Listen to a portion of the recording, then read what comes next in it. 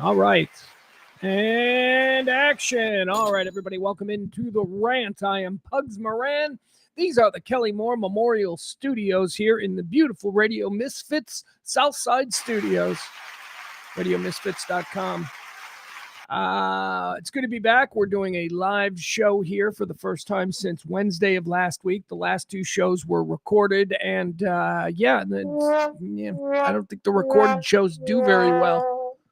You're all just here for each other. You're all just here for the live chat experience, the interactive daily hang that we've been doing now for 5 years. And you know what? Gotta be honest.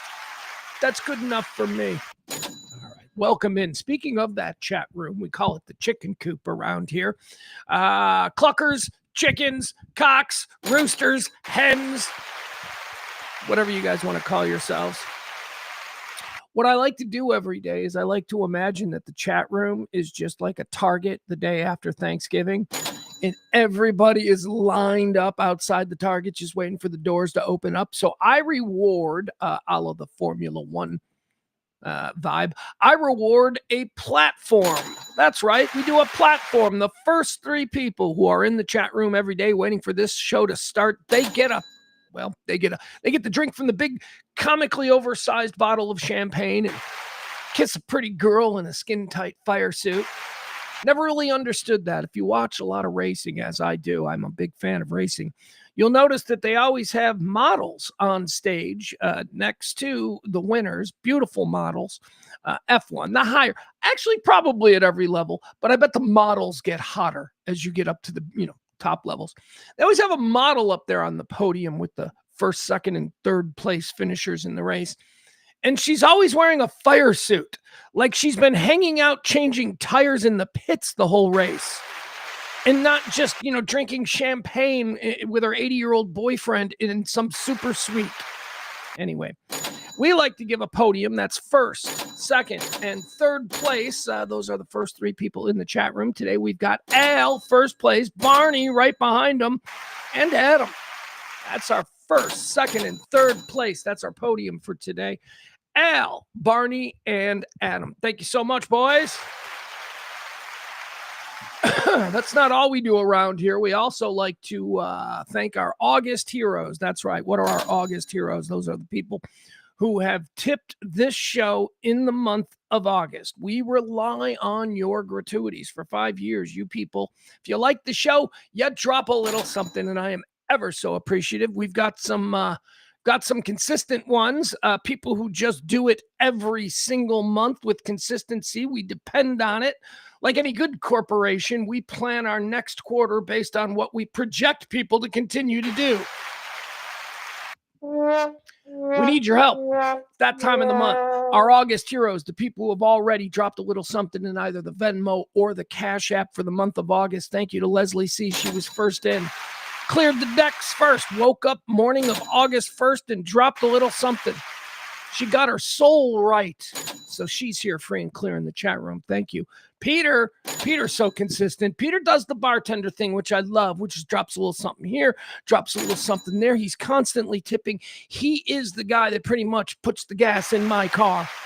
Peter, thank you so much. Peter, we've got Barney. Barney is consistent as the day is long. Barney, thank you so much. And the new one that I've added over the weekend because I didn't see him. Should have been added to the Friday tally, but he wasn't there. It's Big Al. Thank you to Big Al. Get your name added to the heroes wall. Join Leslie C., Peter, Barney, and Big Al as people who can hold their head up high in the chat room and say, yes, sir, I do. I support this kind of talk radio. Kind of talk radio doesn't carry water for any one political organization, hates the Republicans as much as it hates the Democrats, and is so disgusted by all of it. Well, we just don't like to talk about that shit because there are a lot more interesting things in this world to spend our days pondering than, that stuff. But there is a place for it, and there are plenty of other spots online and streaming live right now probably that you can get that. But that's not what we do here. All right, I've said my piece. Please do support the show. That would be freaking great because yeah.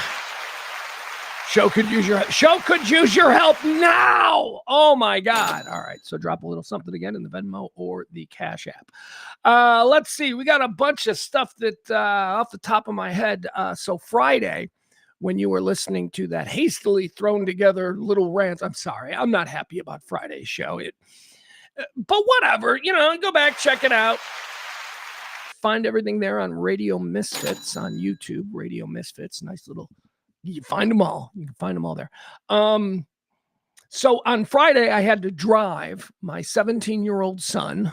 I'm so depressed. It was such a depressing weekend. And if I'm being honest with you, I'm still kind of like a little bit snap out of it. I can, because I have the tools to force myself to snap out of it. Years of therapy have provided me with a nice little toolbox for when these little mental things happen, things I can do. One of them is come here and hang out with you guys. So I thank you for that. But I had to drive my kid home. Not home. Drove him to his grandma's. He is a Texan, born and raised in Texas. Says y'all and everything. He is a Texan, but both of his parents are genetic Illinoisans.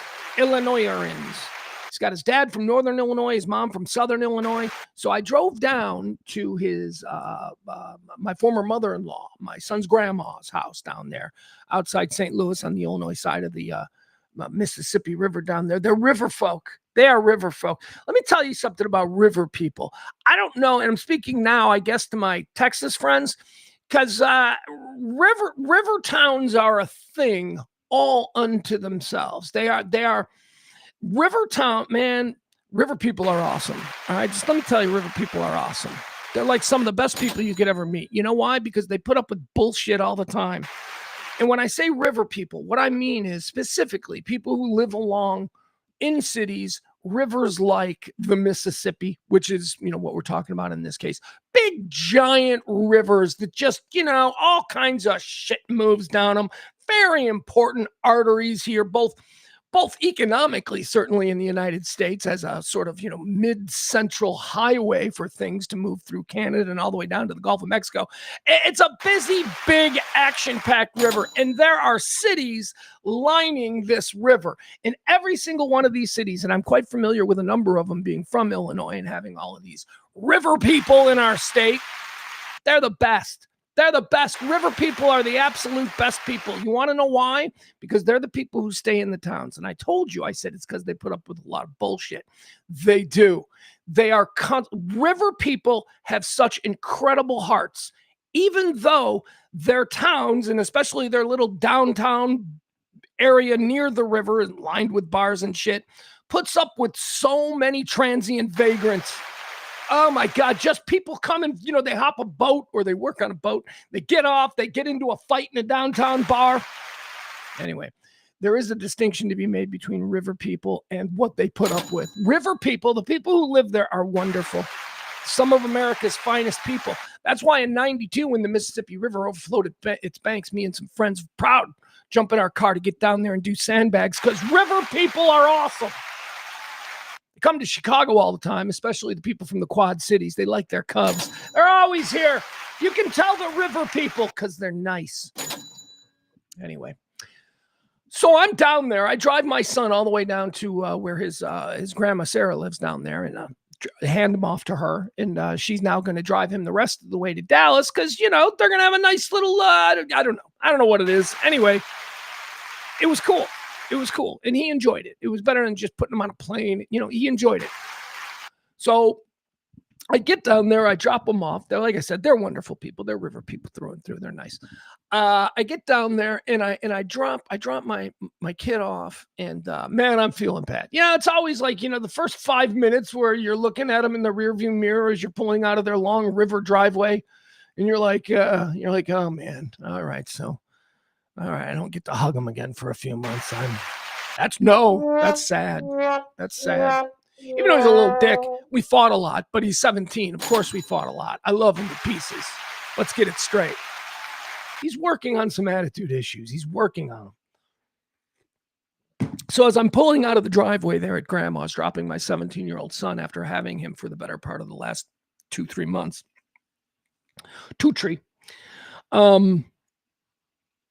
I see him and he's waving. just like, man, I mean, I had no music on the radio because any song would have just made me cry. So I pull out, and I'm like, I gotta get my shit together. And by the way, we're in a river town, so that means gas prices are low. Low gas prices down there in this river town. Prices on the highway from Chicago down to the St. Louis region, prices on the highway were averaging about $4.30 a gallon. I get down into Rivertown, it's $3.79. So I filled up. And I'm feeling sad, and I got to fill up for the gas ride for the ride back up to Chicago.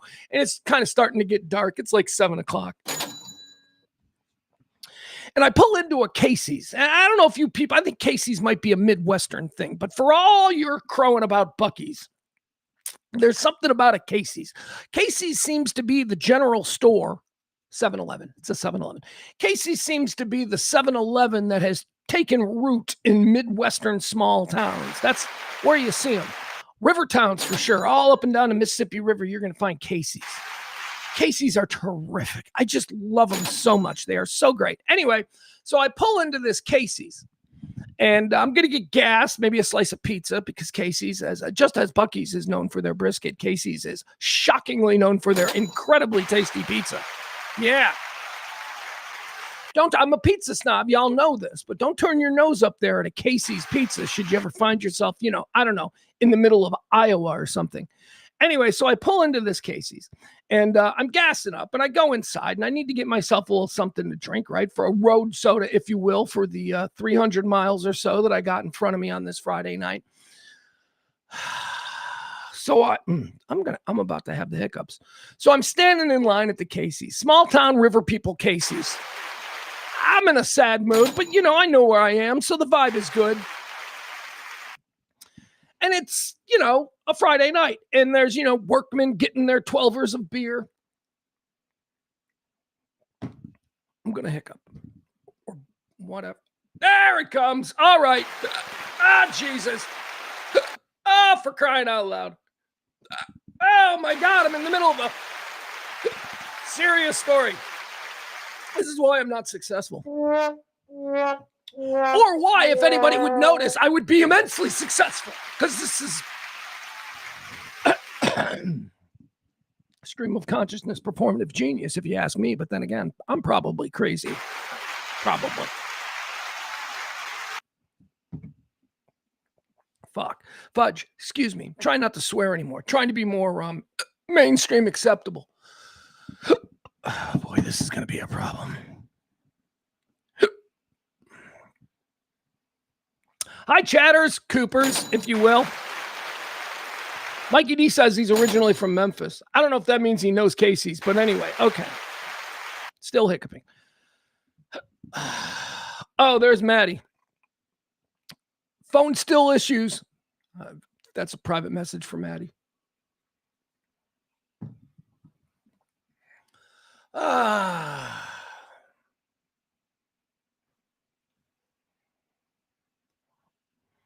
It's all a psychological thing. That's okay. You guys will wait. We'll be fine.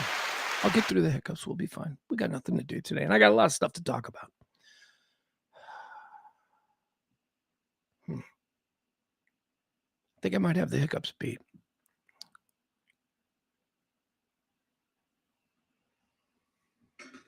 Let me do some cold water.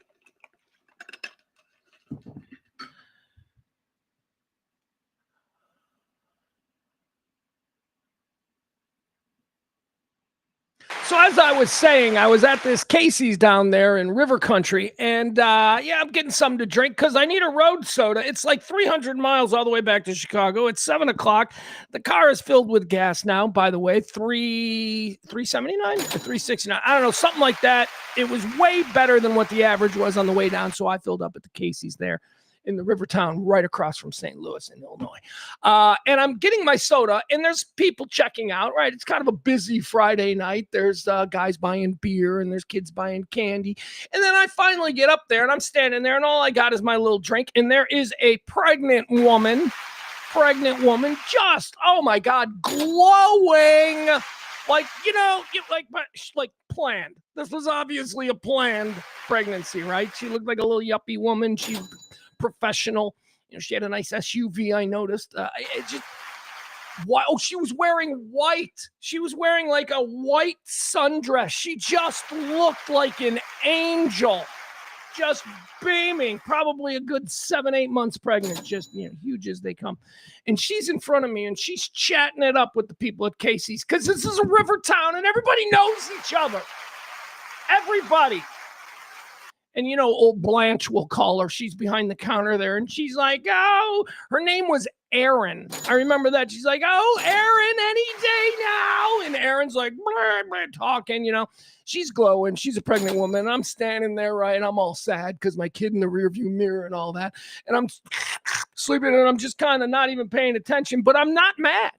I am not mad at all. I'm in another world. I'm thinking about the 300 miles. I got this radiant pregnant woman in front of me. It's not a problem at all. And then I get woken from my daze because I'm kind of just looking around. I get woken from my daze and I see this angel of a pregnant woman. She's staring me right in the face and she goes, oh my goodness, is that all you have? Like I had a soda. And I'm like, yeah.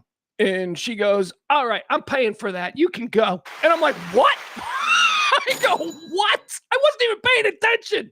She thought that she was inconveniencing me by pulling out her little picture of, I don't know, some sonogram or something. Meanwhile, I think it's all wonderful. And I'm just waiting in line just patiently. And she turns and she bought me my soda. Now, I know it was probably only like $1.29. But I turned to her and I almost started to cry because of the emotional situation I was in. I just looked at her and I went, that is the nicest damn thing anybody has done for me in a long time. And she laughed and she goes, well, I'm wasting your time. And I go, no, you're not. And I just turned and walked out and she followed me. And I said, you know what? Thank you. That was really sweet of you. And she goes, oh, don't think anything of it. And I'm like, okay. I didn't say anything about a pregnancy because, you don't want to mention it. I'm not defining her by her pregnancy. But my goodness, that's river people, man. That river people are so nice.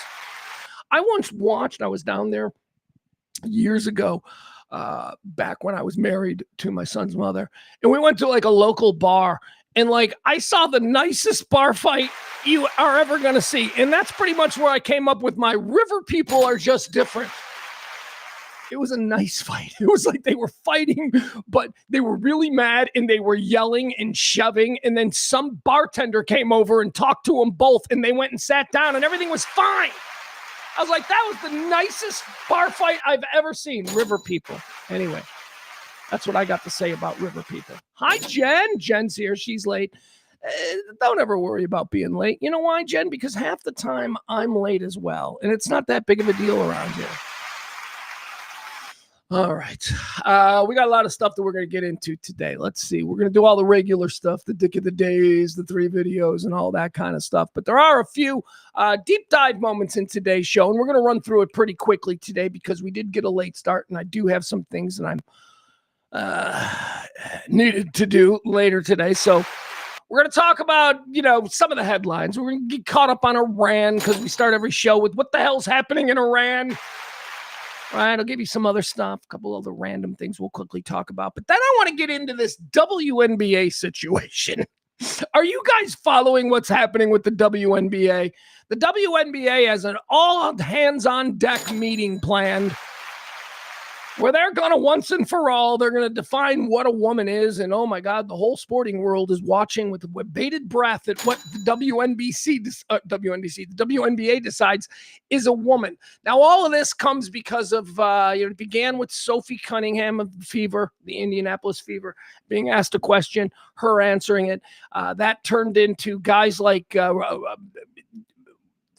Enos Kanter, Royce White, these troublemaking former NBA players declaring that they're going to make themselves available for the WNBA drafts. It's a crazy thing, but it is an interesting conversation. And from just a normal common sense point of view, we're going to try and tackle that. It's going to make some people angry, and some people are going to go, I don't know why anybody's angry about what he just said, but let's go. Let's get into the WNBA and their woman problems that they will be addressing this week at an all-hands-on-deck league meeting. Also, we're going to talk about, we've got a video. This comes from a video that actually comes from Dallas. But it's something that my son and I noticed while walking around Chicago, a state where Illinois, where marijuana is legal. The smell is everywhere. You're like, oh, somebody's smoking weed right there. Oh, we're walking through the park. Somebody's smoking weed, which, I don't have a problem with at all. I mean, it's like a concert vibe, that's what it takes you back to. In the past, like the only place that you would be, like 1989, the only place you'd be where you'd smell weed so freely was at a concert.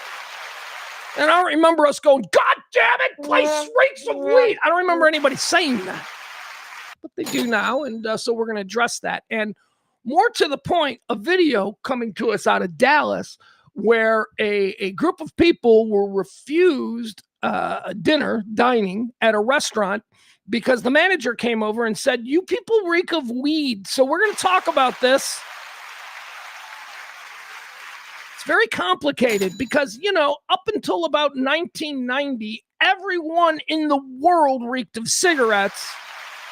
It didn't seem to be that big of a problem, but okay, so let's do that. You people, you smell like weed, and we need to talk about it. So we're going to get into that. Also, we're going to talk about Nellie. Nellie died. Don Nelson died. Had an opportunity to meet him a couple of times. Had an opportunity to sit and just kind of listen to him tell stories once at a charity event. I was with an advertiser. Well, I was with a girl who wanted me to go to this charity thing. But at the charity thing was one of our advertisers. So I started hanging out with him. And he was a big advertiser with the Mavericks. So at some point in the night, I found myself sitting at a banquet table all dressed up, listening to Don Nelson hold court. So we're going to go through his career. What a remarkable man he was. But river people, this, by the way, just thinking about it now, Don Nelson was river people. What I just said about Don Nelson's from the Quad Cities. He's an Illinois basketball legend. He's Iowa basketball legend. He's river people through and through. So we're going to explore the life of the great, the iconic Don Nelson, who left us yesterday at 86 years old there in Frisco, Texas.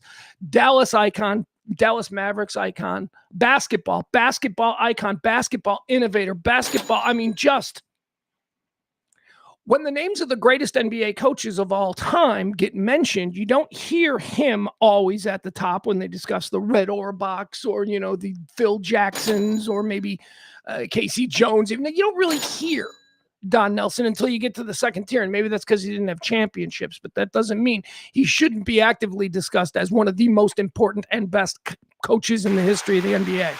Innovative, changed the game multiple times throughout his career. So we'll talk a little bit about Don Nelson. We'll pay tribute to him. What else do I want to get into? I guess we'll do the dick of the day stuff. Oh, I forgot about generations. I found something.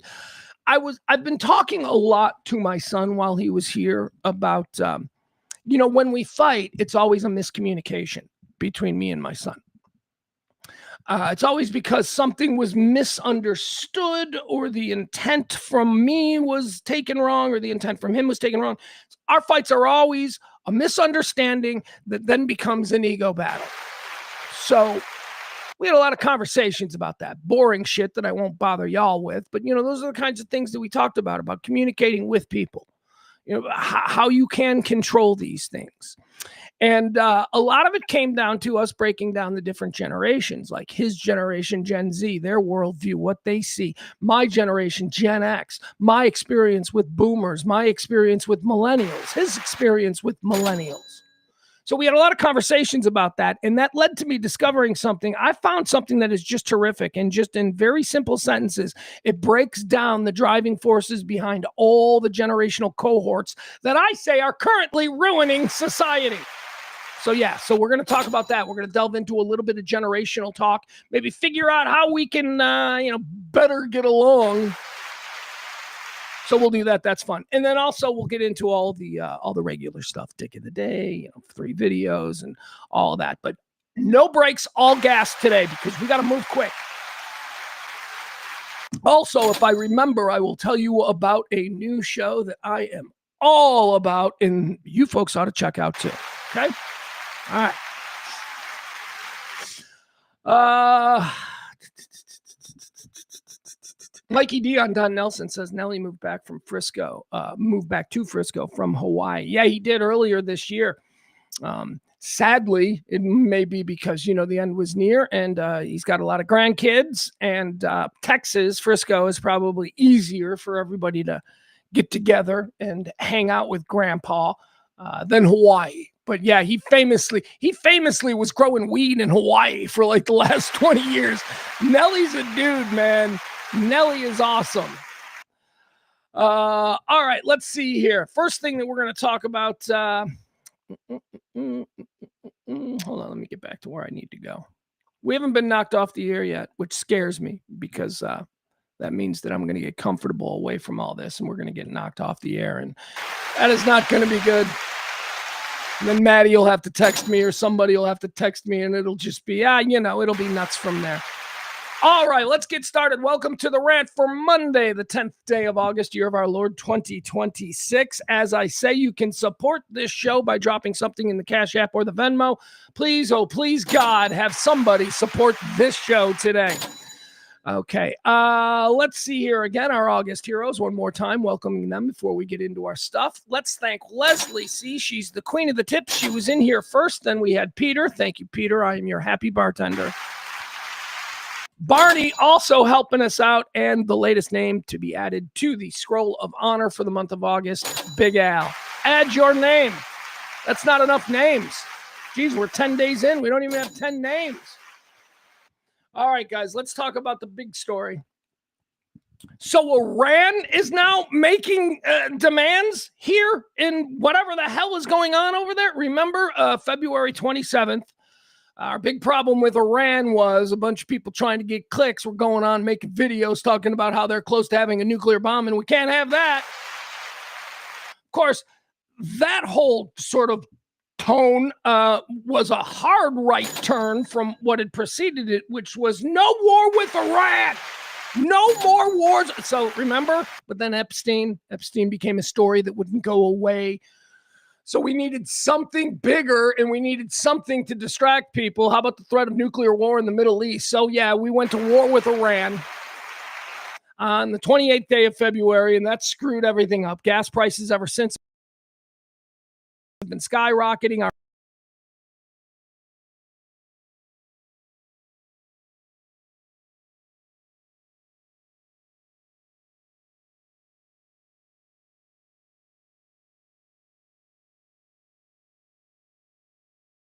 Seventh day of September, the strait was open. There was, I'm on the page. We almost lost the connection.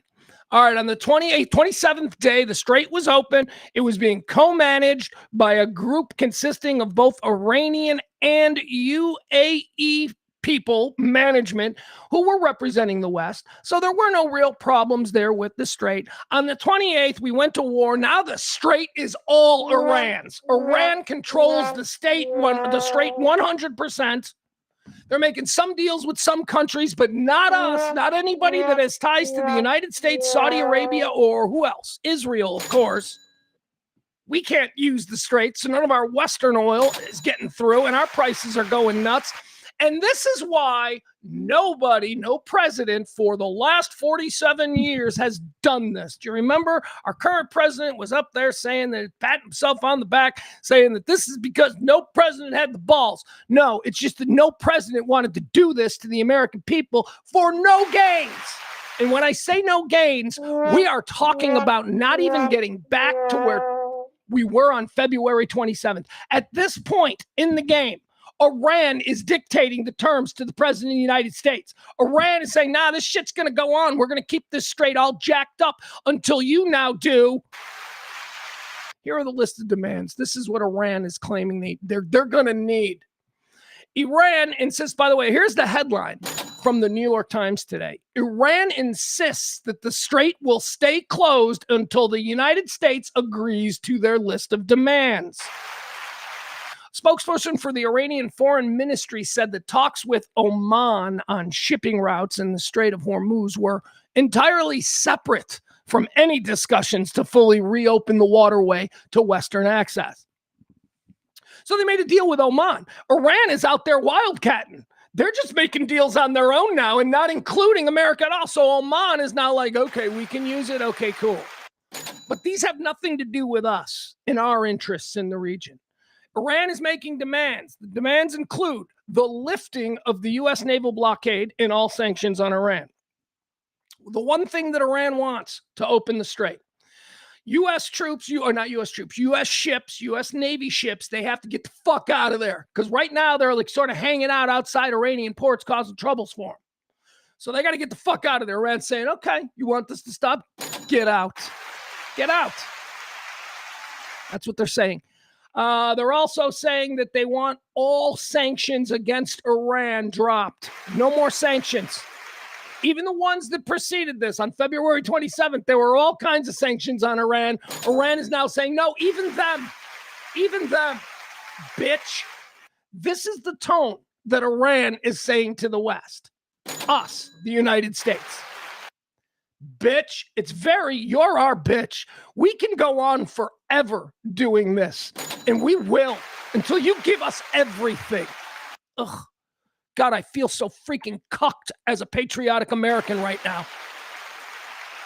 Okay, so Iran demands the lifting of U.S. naval blockade and all sanctions on Iran. They also insist on the withdrawal of American forces from around the country and the region.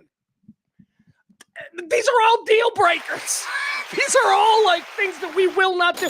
The region, you mean you are demanding that we pull out of Saudi Arabia? You mean that you're demanding that we pull out of Kuwait? Their demands are crazy. Okay, so again, let's go back. This is what Iran is demanding, lifting of all the blockade and all of the sanctions on Iran. They want American forces gone from the country and the region. They then want, and here you go, this is where they're really going to dangle their dick in Trump's face. They want payment. They want war reparations for all the shit that we blew up. Billions and billions and billions they want. Big bag of cash for the shit we did. We're in trouble here, folks. This war is not going to end. Trump's not going to. I mean, look, if Trump okayed this deal, which, by the way, a lot of these things were in the peace memo. Remember the peace memo from a couple of months ago? Yeah, we'll get into that. All right, so Iran is demanding the lifting of the U.S. naval blockade, all sanctions on Iran to be withdrawn. They're also demanding the withdrawal of American forces from around the country and the region. They want the repayment, or they want the payment of war reparations. They want the release of all frozen Iranian assets and the end of attacks on Iran's allies in the region. Who are Iran's ally? Who are they talking? Terror groups. They're talking about terror groups. They want Trump to give them all the money for the shit that America has blown up over the last couple of months. They want us out of the region, not just the blockades of Iranian ports, but they want us out of our bases spread out in the region. They want a big... They want all the sanctions gone. They want the frozen assets from the last 50 years to be re-released to them. And they want us to stop trying to end the terror groups, the proxy groups. That's what Iran is demanding. So they're not on their knees. As a matter of fact, they are in their holes and they are dug in. And I've been saying this about these kinds of people. These are not, look, by the standards of withstanding a relentless military attack, these people are built different than we are. Okay, born and raised in the suburbs of Chicago or North Texas or wherever you were raised, those people are built different. And if we think that we're just going to relentlessly bomb them and maybe put all of these sanctions on them and we're going to cause food shortages, if we, the Americans, think that they're going to crumble before we do with our gas prices and our ground beef, you're nuts. Those people's level of life expectation is far lower than ours. They're going to be able to withstand this. And Trump is betting that they won't. Mr. Trump has declared the June agreement, the memo, which offered a lot of those things. A lot of those things were offered. Remember the very controversial reparations that were included in the memo? That was one of the reasons that thing fell apart, because the media found out that the memo from a couple of months ago included that we're going to rebuild Iran for them. And then it fell apart, and then it fell apart for a whole bunch of other reasons. It says these demands, many of them were detailed in the ceasefire agreement known as the memo, the peace memo, that the United States and Iran signed back in June. though that document said that sanctions would be fully lifted only in the event of a final deal regarding Iran's nuclear program. So the memo was about, we will lift all the sanctions once we are satisfied that you have, Iran, ended your nuclear program. Now, this is a very important aspect of this, because if you recall, most people in this country, I think most normal people in this country, were against any idea of war in Iran. It's one of the reasons that Kamala Harris lost a great number of independents, because she was branded as someone who was more likely to go to war with Iran. Trump wasn't. Trump was going to keep us out of that stuff. Well, here we are. Now we're at war with Iran. And suddenly a whole bunch of people who would not vote for Kamala Harris for that very reason started to justify war with Iran by saying what? Well, we can't allow them to have nukes, can we? And that was the message. And that was how they made people now support Trump's complete 180 turn on war with Iran. We can't allow them to have nukes, can we? Then, of course, Trump himself came out and said in a press conference that, well, you know, if everybody else in the region has nukes, it's kind of hard to tell them they can't. Remember when he said that? So now he once again left all of his supporters out there when he changed lanes one more time. His supporters are now out there going, well, we can't let them have a nuke. To which Trump responds, well, if everybody else has nukes in the region, you know, Iran should have them too. He said that. And now here we are on the 10th day of August. And guess what? Nuke negotiations aren't even a part of it anymore. It's not even a part of it. Trump doesn't care about the nukes now. He just wants to be able to say, well, it's over and we won and they've been decimated. They have dropped all discussion. We were not asking for the end of their nuclear program anymore. The June agreement quickly fell apart. Mr. Trump has declared that deal is now over. And on Sunday, yesterday, he told Axios that economic distress and high inflation in Iran would eventually force Tehran to agree to his terms. Yeah, this is what I told you. Now we're in Afghanistan. No, not well, without the boots and all that. Vietnam without, horrible combat situations, but we are in a bit of a standoff now because Trump thinks he can starve these people out. And I'm telling you, you cannot starve these people out. Their life expectation is far lower than ours.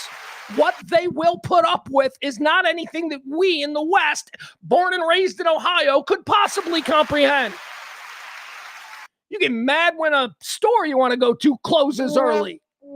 These people get mad when they send their kid to the store and it blows up. See, it's a different sort of level of what you expect out of life. But Trump thinks he can economically, for 47 years, there's been global sanctions against this regime. And now Trump thinks that he's going to be able to end this that way. Okay, cool. This is going to screw up the midterms for him. A number of other things have already done a great deal to help ensure that. But this really is going to be the thing with independent voters. This is going to be the thing that goes, oh my God. This guy got us into a thing in Iran that we can't get out of without looking like we made a huge mistake in the first place. That's where we are. The Iranian authorities, Trump has declared that the memo was over on Sunday. He then told Axios that economic distress and high inflation in Iran would eventually force Tehran to agree to a new deal. He didn't threaten any further military action against Iran, saying, quote, we're low-keying it.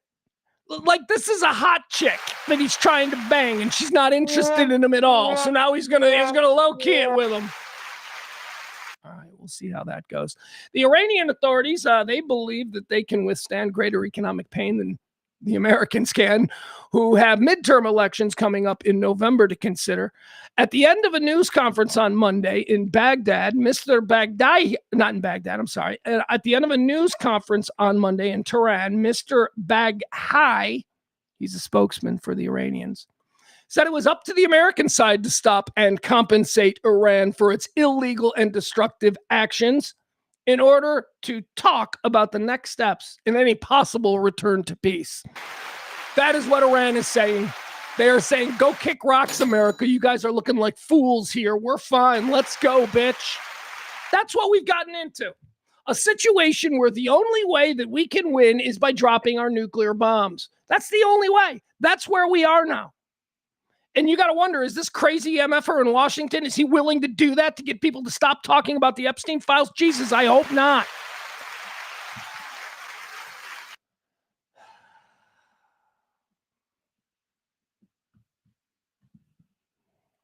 Sorry, I'm looking at the chat room. I'm just trying to see if there's anybody in the chat room here. Oh, here we go. Maddie says, does Israel know we are low-keying it? Oh, that's the other thing. We yesterday, we asked Israel to accept our terms for peace between Israel and Palestine. And Israel told us to go kick rocks. Israel's like, no. Yeah, on a completely separate track, the United States, Marco Rubio and his boys, they were trying to get Netanyahu in Israel to accept peace terms authored by this administration between the Israelis and the Palestinians. And the Palestinians, or the Israelis, I should say, told America to go kick rocks. Nobody takes us seriously anymore. Yeah, Bill, you're absolutely right. But we know this won't happen. You know what will happen? My 17-year-old, not Barron Trump. That's why he doesn't really care. It's absolutely insane. All right. Let's see here. What else do we want to do? What else is happening? There was some other stuff. Yeah, there's some random stuff here over the weekend that I should mention that caught my attention that absolutely suck. Here's a story that I'm probably going to be doing more of, but I want to do some research on, and this may be one of them standalone videos that I release.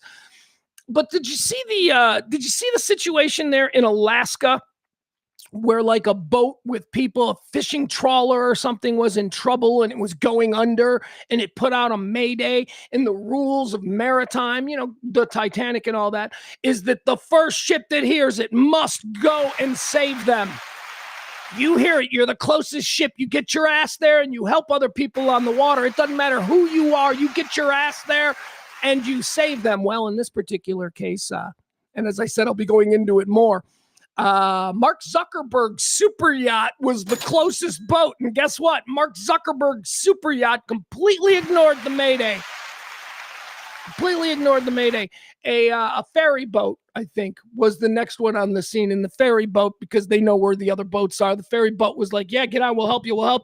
And then they're like, but where the fuck is this super yacht that just ignored the entire situation? Mark Zuckerberg's super yacht. Don't know if he was on it. That's why I want to do this story when I have a little bit more information. But Mark Zuckerberg's super yacht ignored some other people who are out there in Alaskan waters. Just totally ignored them.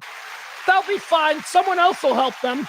I don't have to. I invented Facebook because I couldn't get laid. Other sad story that happened on the water this weekend. Did you see the incident over in New York outside the Statue of Liberty where a mother and her little baby were killed when their boat capsized? That story's horrible. Just out there sightseeing on a beautiful Sunday morning. Or maybe it was Saturday. I'm not entirely sure. I heard about it on Sunday.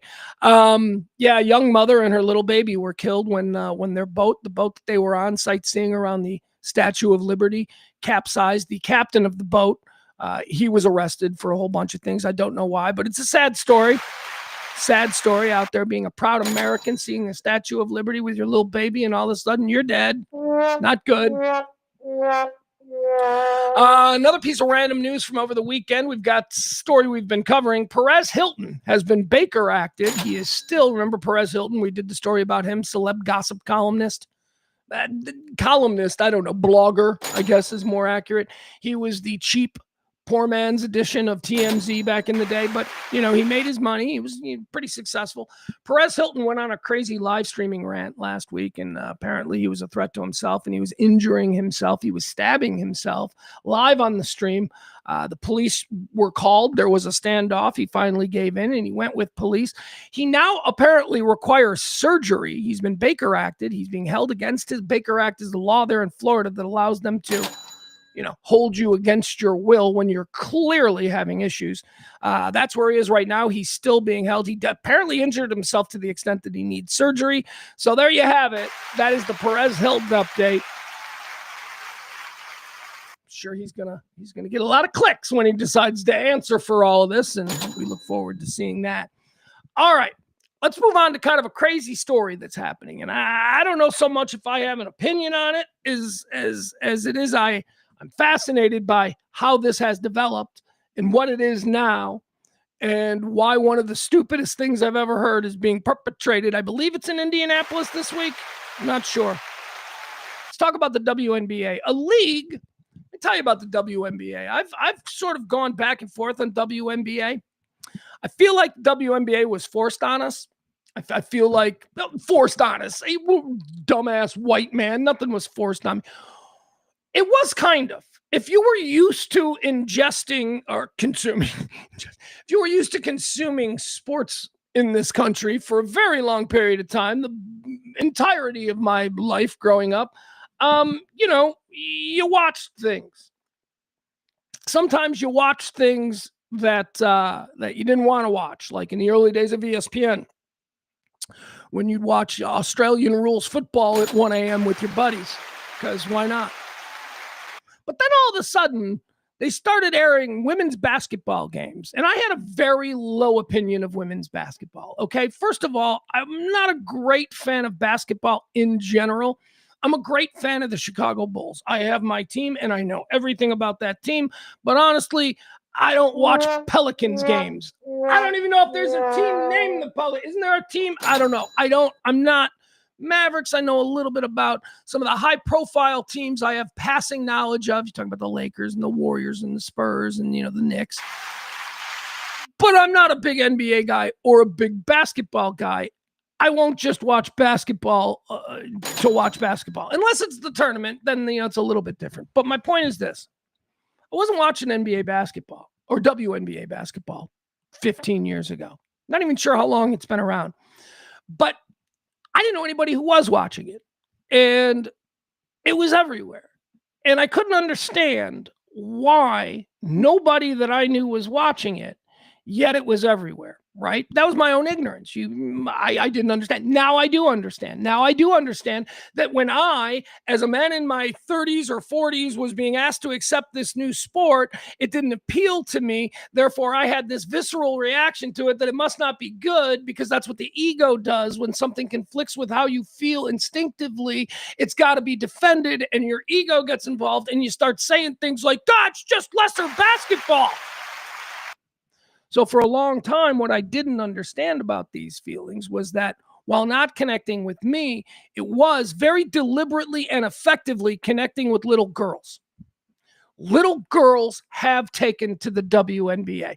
I'm sorry if, some of my more manly men in the chat room disagree with me, but it is true. And when push comes to shove, why can't little girls have something that little boys have? If little boys have NBA basketball, and if little boys have NFL football and all of this stuff, why can't little girls in America also have WNBA or women's soccer or whatever it is? I don't have a problem with that. I think it's nice. I don't have to watch it again. But I did in the early days feel like it was being forced, like it was being shoved everywhere. But now, of course, I realize that it was being shoved everywhere at the expense of people like me in order to connect with a different demographic. And that makes perfect sense. And so now I stand corrected. I will say this, WNBA basketball over the past couple of years has absolutely exploded, whether it's the Angel Reese and Caitlin Collins stuff, whether it's just the Caitlin Collins stuff, whether it's more recently the Sophie Cunningham stuff. There has grown an economy of WNBA cultural chat. There is a market for it. People are now organically involved in talking about the WNBA. So maybe it's time now that my middle-aged white man start giving it a little respect. So that's what I'm going to do. Okay?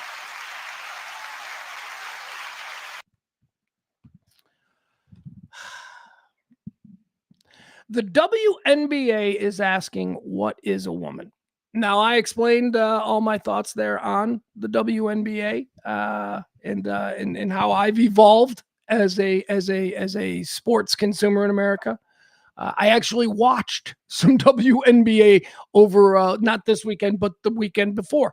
You know why? Because my 17-year-old son doesn't have the hangups that I have. He's just watching people compete. So, but the WNBA has gotten themselves in a little bit of a pickle.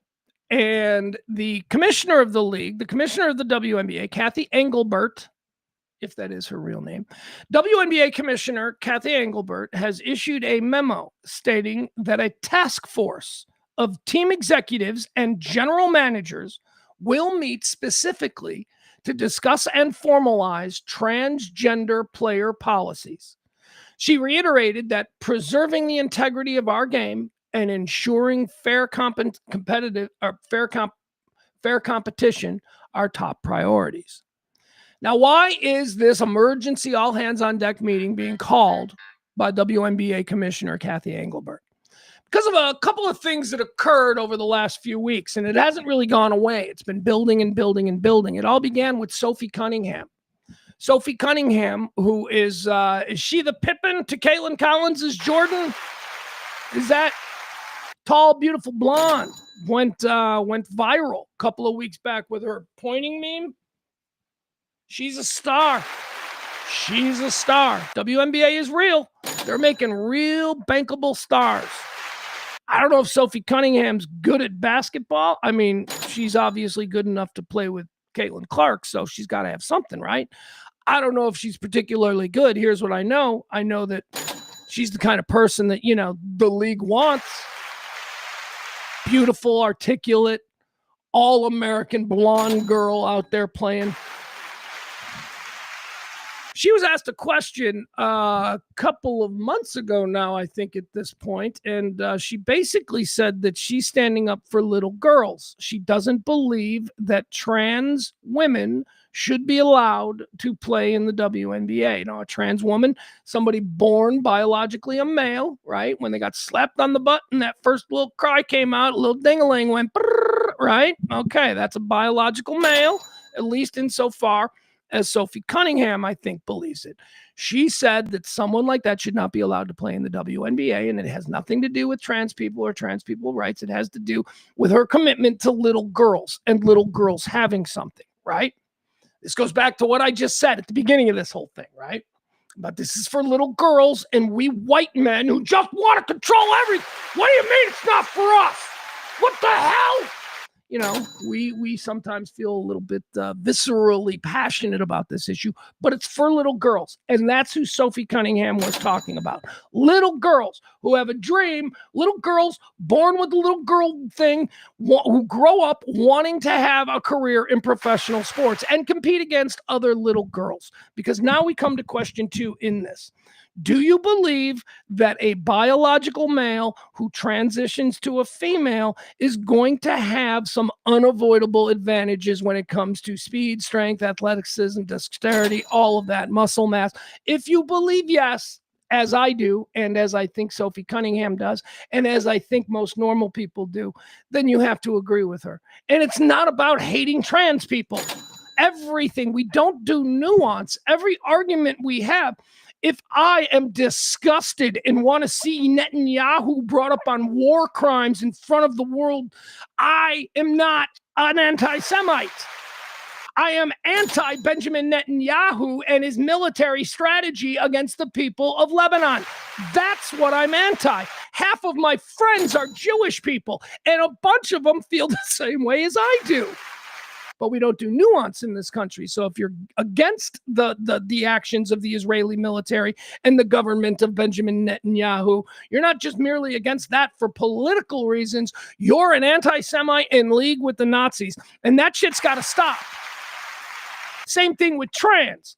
If you are like me or Sophie Cunningham and you see WNBA as this thing for young women and little girls to aspire to and, try and make it just as boys have with any number of sports, then you must defend that. And if you also agree, as I just presented to you, that biological males who transition to women have certain advantages physically, then you got to agree with Sophie. And it doesn't mean that we're anti-trans. It just means that we're pro-little girl. There is a difference. That, I believe, is the common sense approach. Anyway, she was asked again. Here's Sophie Cunningham speaking on the subject. I'm going to let her talk here. It's about 2 minutes. She's going to get into her feelings, and I think she makes it perfectly clear. This is from just a couple of weeks ago, okay? Now, again, this story which all concerns the WNBA's all hands on deck. Let's figure out what a woman is meeting this week. This story has been growing for months. This is her second or third response to it. Again, it's Sophie Cunningham on the subject of trans women playing in the WNBA. Here she is.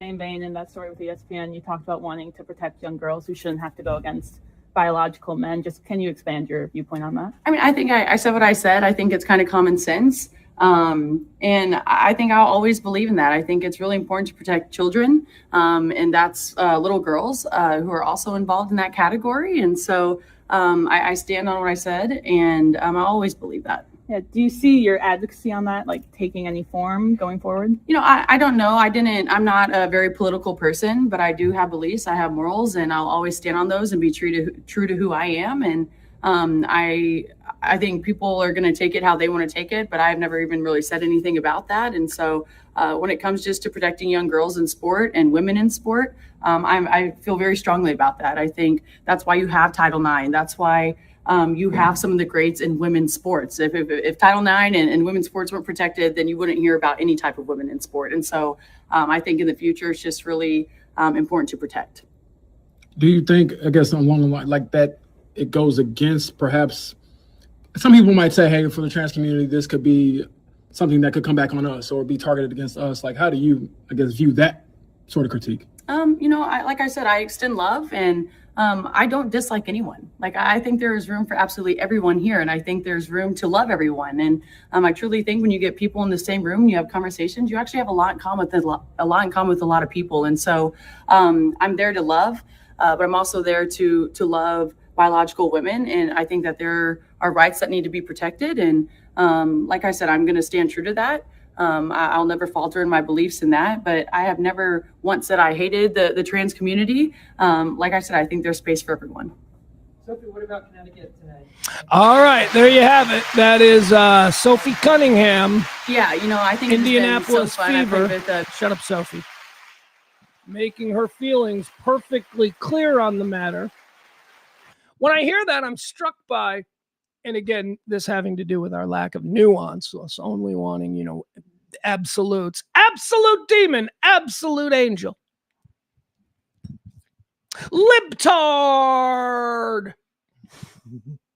Try not to say that word. Apparently I can't say that word. Liberal, MAGA. We don't do nuance. It seems to me that the women who in this era are standing up for little girls are being demonized simply because we don't do nuance. She has to be, Sophie, in order for her, you know, message to be of worth to the opposition, she has to be evil, she has to be MAGA, she has to hate gays, she has to hate, all of that stuff. That's what she is because of what she said. I didn't hear any of that in what she said. What I heard was not poor girl, I mean, but you know, empathy. I have empathy for her. What I hear is a girl who is in a position where she can't win, and she's doing her best tightrope walk to try and not offend people while also being an advocate for young girls and girls in sports. And again, having the belief that young girls, during all this hype about, you know, trans assimilation and making them a normal part of society and all that, which is fine, but in all of this talk, little girls, in the view of many women athletes, are the ones who are being sacrificed. Little girls in their dreams of competing against other little girls of like biology or whatever, those little girls are the ones that we are so comfortable saying, yeah, you know what, they'll be fine, but let's let the girl who used to be a man be the state champion hurdler, huh? I don't mean to put it so coldly or callously, but that is kind of how it rings to a lot of people, especially, and I've got a number of these girl dads. Girl dads are the ones that are having the hardest time with this, because any man who says anything about this is immediately called, you know, anti-Semite. But what about the guy who's just looking out for his little daughter? I've had this conversation with a friend of mine whose daughter is a two-time Illinois State swimming person, and that's the reason, champion, and that's the reason we've had this conversation, because of the Phillips story with Leah, whatever that story was, out of Penn State a couple of years ago. So we've had this conversation, and he's a good man, and he is not in anyone's definition MAGA or a conservative. He's a very progressive Democrat. Known him all my life. And he has real strong feelings about his daughter and the idea that she might lose out on things that could get her scholarships or get her on Olympic teams or any kind of international global touring teams for her swimming prowess. He's very actively aware of the threat to her dreams simply because of this cultural moment of now, which I think is not being viewed through a common sense lens. I think in 20 years, we will look back at the conversations that some people are having about trans individuals and how we assimilate them into normal society. These conversations are going to seem really ugly and really stupid. Like, what the hell were you people thinking? And Sophie Cunningham is somebody who's standing on business, as she says. This is for little girls. Okay. So after that story wouldn't go away, then we had, let's see, it says, okay, so let's talk about what the WNBA rules actually say. What do they say right now about trans people playing in the WNBA? The rules say neither player is expected to actually be allowed in, okay, blah, blah, blah. According to Article 13, Section 1A of the WNBA Collective Bargaining Agreement, only players who are women are eligible to play in the NBA. Crucially, the current CBA does not explicitly define that word woman, nor does it detail requirements for hormone therapy, testosterone thresholds, or mechanisms for self-identification. All right, so what that means is they sort of dodged a bullet because they weren't in the spotlight on this. So the CBA simply says you have to be a woman to play in the WNBA. Now, this week, the emergency meeting that's been called by Commissioner Kathy Engelbert will address what a woman is. What is a woman? The argument by a lot of people are saying that if, in fact, the CBA intended for trans women to be allowed to play in the league, that there would be some explicit mention of things like hormone therapy thresholds and testosterones and all that kind of stuff. And because there isn't, people are saying, well, they never wanted to have trans women in there in the first place. Now, if after they meet, they release an addendum to the collective bargaining agreement that actually does have these kinds of thresholds for treatments that pertain exclusively to people transitioning, well, then they're going to have some trouble. But that's what we're going to find out this week. Now, why is this happening now? Because it follows heated weeks and weeks of debate inside the WNBA surrounding trans ex-athletes. It was sparked by the Sophie Cunningham incident, part of which I showed you just there in that little clip. This has caused two former NBA players, a couple of troublemakers who are weirdos, but two former NBA players have now claimed that they will be entering the WNBA draft, because what is a woman? In this permissive society, they both seem to believe anybody can claim to be anything anytime that they want. So Enes Kanter, former NBA troublemaker, and Royce White, former NBA troublemaker and current troublemaker, political rabble-rouser Royce White, both of these people have declared their eligibility for the WNBA draft. Enes Kanter says this: my team and I have carefully examined the WNBA's eligibility criteria and governing framework surrounding self-identification and inclusion. Based on the current guidelines, I can and am officially declaring my eligibility for the upcoming WNBA draft, says Enes Kanter. He was followed by Royce White. Many believe they're coordinating this with special interest groups. Royce White then told Fox News Digital he'd be doing the same. Royce White says, I'm transgender. I'm a woman. I identify as sometimes a woman for the purpose of basketball, professional basketball. So I'll be declaring for the WNBA draft as well, Royce White says. Regardless of the attention the announcement generated, neither player was ever likely to actually be eligible for the draft. The WNBA CBA states only that players who are women are eligible to play in the NBA. It does not define women. It contain a self-identification pathway or okay. So the WNBA doesn't say, it just says you got to be a woman. It doesn't say anything about you can just declare yourself a woman. So they're not going to allow them in the draft. This is a political stunt by both.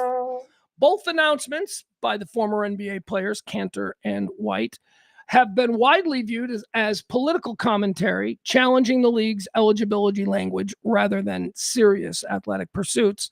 As of the latest reporting, neither player has formally walked back their declarations. Robin Lopez, he's a retired NBA player himself. He has some comments on both Enes Kanter and Royce White. He says, Robin Lopez took a direct shot at both men. Robin Lopez says about both Kanter and Wright. My biggest issue, if you're being drafted by a team, people are saying, we want you around for 4 years. And I just can't imagine anybody wanting Enes Kanter or Royce White around them for 4 minutes, let alone 4 years. There's Robin Lopez. Goes on to say, we've seen this illustrated whenever Enes is near Turkey or Royce comes close to logic/reality.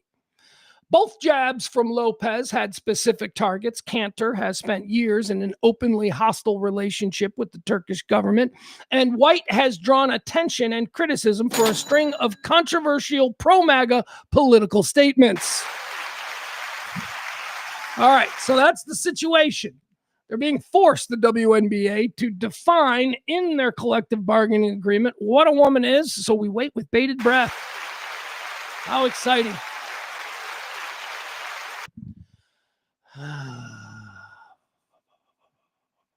So should I try? Should I try? What is a woman? Here's what I would say was, okay, I'm king of the world. Pugs, you know what? You seem logical. We're going to make you in charge of everything. All right, king of the world. Here's what I say.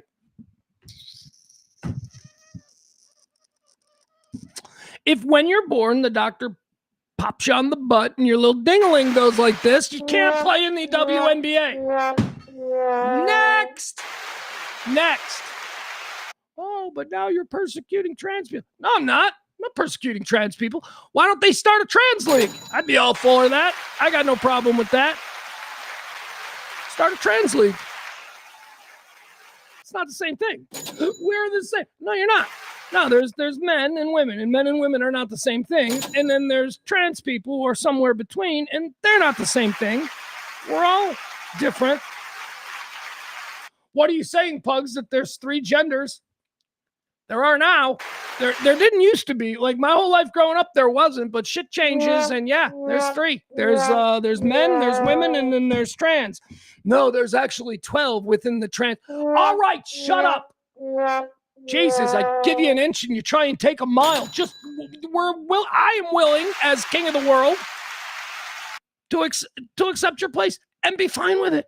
Got no issues. But yes, I don't think you should be allowed to compete again when you're 15. I don't think so. Because that's really what we're talking about here. This is not all happening at the highest level of competition. This shit is happening at schools and communities all across America. People are, as I said, accepting that we now have 3. We've got boys and we've got girls and we've got the other thing, which is fine. They're wonderful.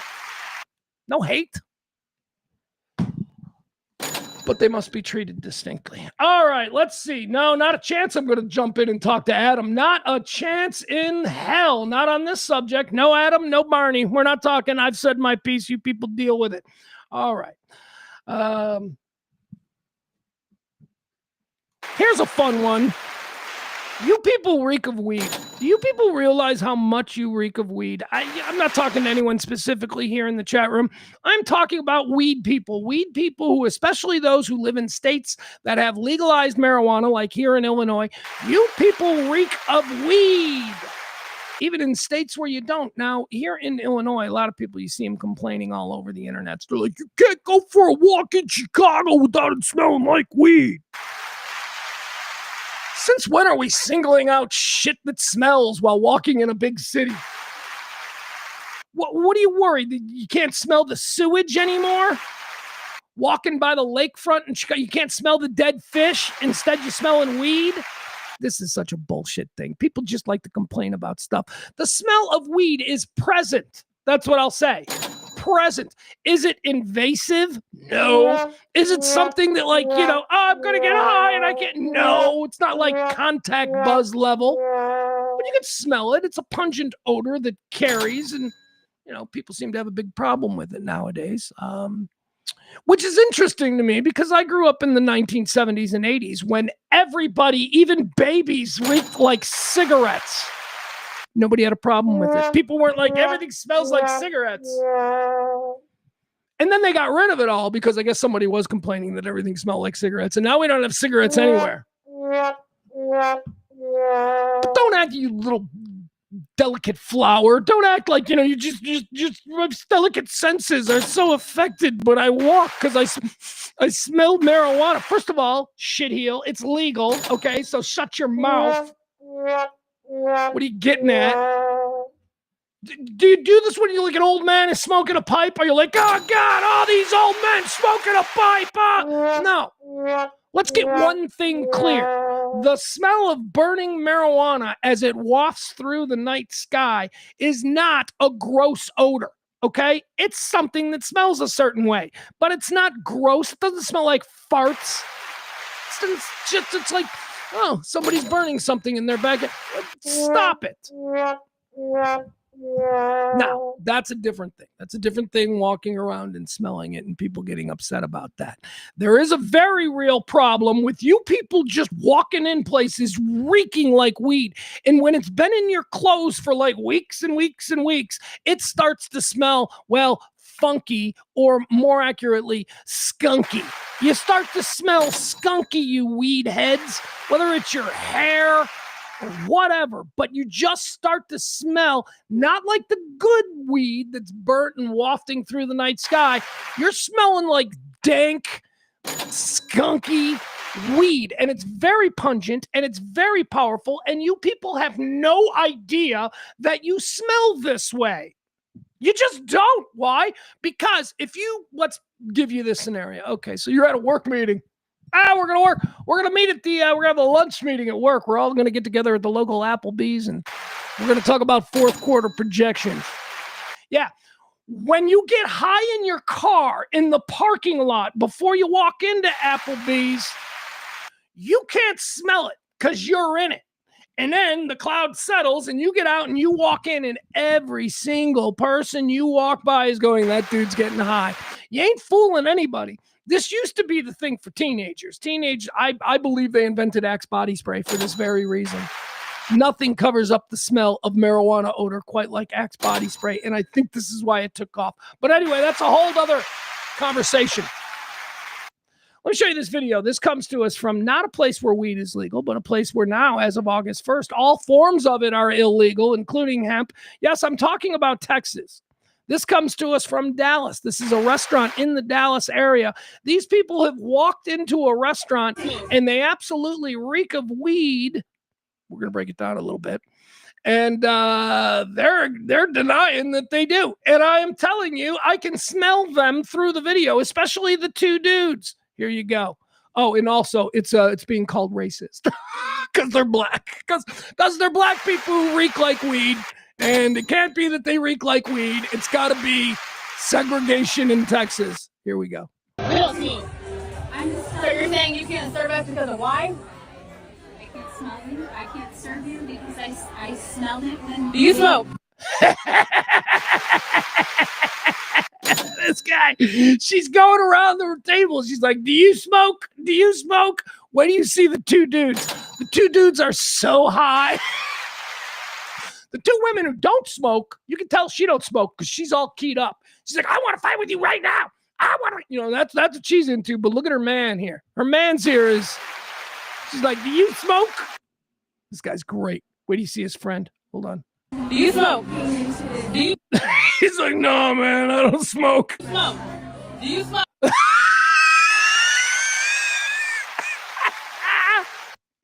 No, homeboy don't smoke. He don't smoke. These dudes reek of weed, and their ladies probably don't, but the dudes do. And, well, Mom is handling it. Let's watch it again from the beginning. But those two are awesome. So you're saying you can't serve us because of why? I can't smell you. I can't serve you because I smelled it when. Do you smoke? Came into the Do you smoke? Do you smoke? I don't smoke. I can only go off of. You're going off of what? You're going off of what? You're going off of what's your name? What's your name? Tell me your name. And you're discriminating. I'm not. Hey, does anybody know what restaurant this is? Because Danielle's fine. Danielle's just like, I don't want people who reek of weed in my restaurant. And I totally get that because, it looks like a place that maybe smells like, I don't know, pancakes? Is that like a breakfast place? It's got a very breakfast sort of decor. We do not smoke. No one here smokes. So now you can't serve us because we smell like smoke? I'm coming to you okay. and telling you that I can't serve because I can smell marijuana and I won't be serving another alcohol. All right, so they're not getting any more booze. Apparently it's not breakfast. Yes. All right, she's a manager. I don't know if she needed to do this, but she did. She made a choice, whatever. Probably. I have smelled people who reek of weed, and sometimes it is really bad. And if you are at a nice enough place, I could see how it would be a problem. I don't know what this place is. I don't even know if any of this is necessary. I just think it's hysterical that she went around the table and said, "Do you smoke weed?" and then asked somebody who is obviously stoned. Two guys totally stoned. All right, one more time. Do you smoke weed? Do you smoke weed? So you're saying you can't serve us because of why? I can't smell you. I can't serve you because I smelled it when. Do you smoke? Came into the. Do you smoke? Do you smoke? No. I don't smoke. All right. I'm sure somebody in their party absolutely smokes. I just want to say that be aware, people, because you can't smell it. I promise you, you can't smell it because when you're getting high, the smoke is all around you. Change your clothes if you can. Just change your jacket. Don't try and cover it up with perfume or anything like that. If you're going to cover it up with anything, again, Axe body spray. It's a talcum based, so what it does is the smell actually clings to the talcum. Science involved. Or baby powder. You can cover your body in baby powder. But I would say go with Axe body spray. All right, there you have it. You people reek of weed, and somebody, I'm sorry it had to come to that where they were embarrassed at a restaurant. But you people reek of weed. It's time somebody told you. All right.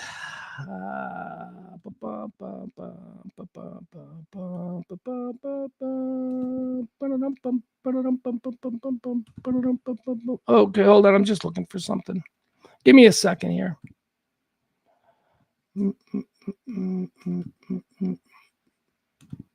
Hold on.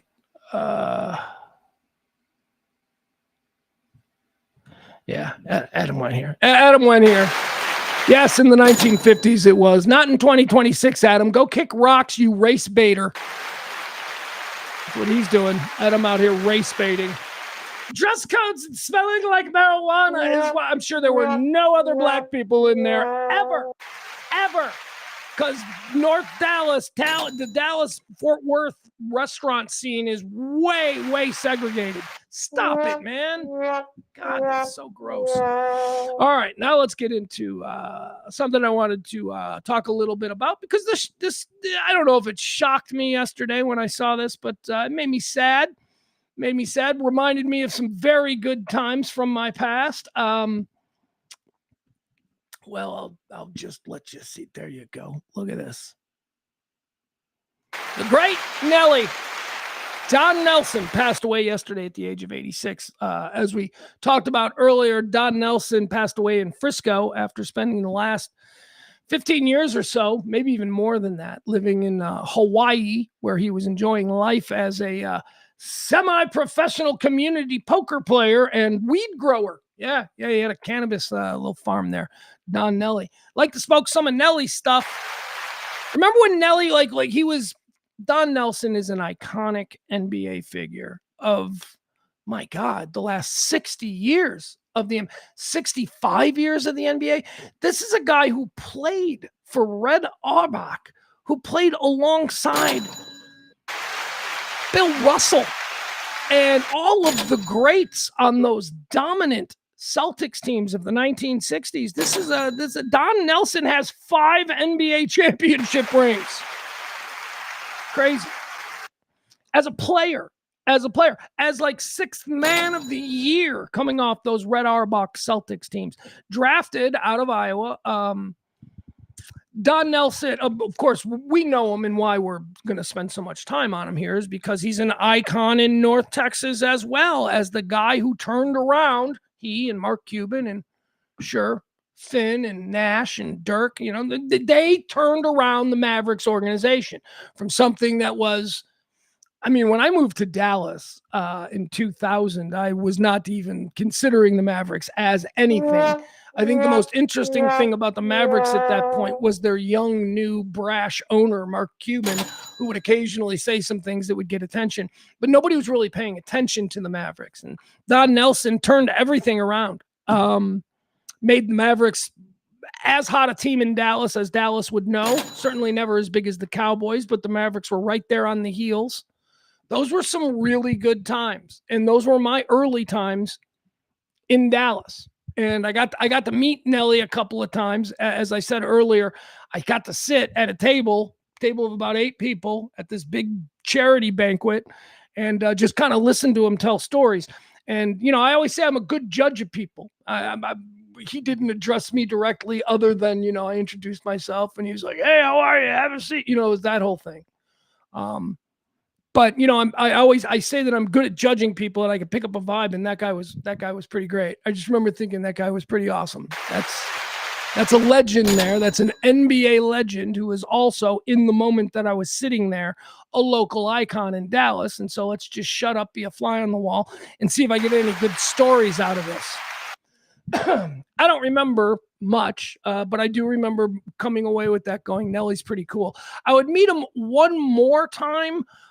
This was at a Mavericks corporate event. Mavericks had bought time on our station, so we all had to go, and, you know, that's where we met a bunch of people. Anyway, I always thought he seemed like a really wonderful guy. You know, despite the fact that I have sort of preconceived notions about most people who go into coaching and who have success at high levels, most notably my hatred of football coaches. But Nellie wasn't really in that, not in that like leader of man, asshole kind of a thing. He always seemed to have a lightness about him, a funness about him. And as I said earlier, as I pointed out, Quad Cities, Illinois, Rock Island guy. Rock Island, Illinois high school basketball legend, has that river people vibe. The Quad Cities are the 4 cities that make up the Mississippi River region there, just about 150 miles outside of Chicago, the Quad Cities. River people are awesome. And Don Nelson certainly seems to have carried himself with the blood of a riverman his entire life. Standout high school basketball player, standout college player at Iowa, had an incredible career in the NBA, as we told you, or initially drafted by the Chicago Zephyrs, which was Chicago's first professional NBA team. Chicago Zephyrs would move to Baltimore and become the Baltimore Bullets, who would now become the Washington Wizards.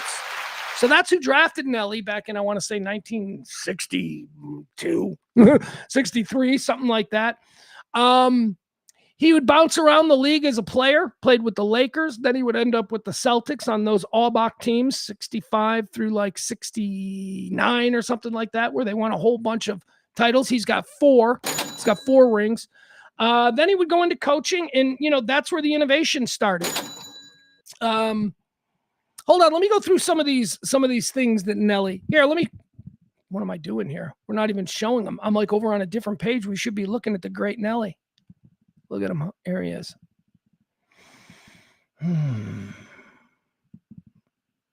Sorry about that, but yeah. Here's who we're talking about. Look at him with that smile. That smile, full of life. Let's see. In 1973, Nelson was inducted into the Illinois Basketball Association Hall of Fame as a player. Let's see. His number 19 jersey Nellie's number 19. This is a fun fact. His 19 jersey was retired by the Celtics in 1978. Nellie had a jersey retired as a player. We think of him as this iconic coach.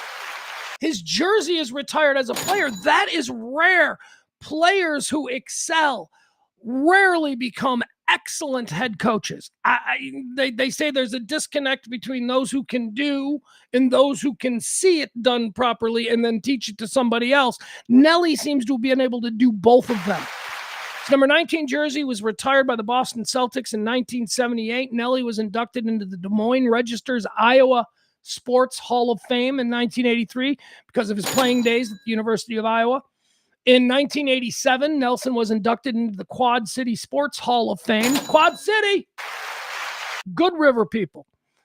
In 2012, Nellie was inducted into the Naismith Memorial Basketball Hall of Fame. Long overdue. Guy's got an Olympic gold medal. He coached the Dream Team 2 back in like 96 or something. But here, this is the Nellie that we all love, right? Here we go. How about this? Here's a cool little throwback commercial from the days when the Dallas Mavericks were ascending to become a team that, boy, oh boy, certainly couldn't be taken lightly in the Dallas-Fort Worth area. Here you go. Watch this. This is a great old Nellie commercial from back in the day.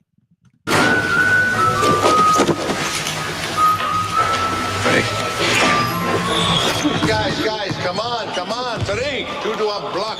Entre le bloc. Dahara, Kemoves. Nein, Nowitzki, nein. Valencies an Ball. Ich dachte, es soll schießen. Schießen.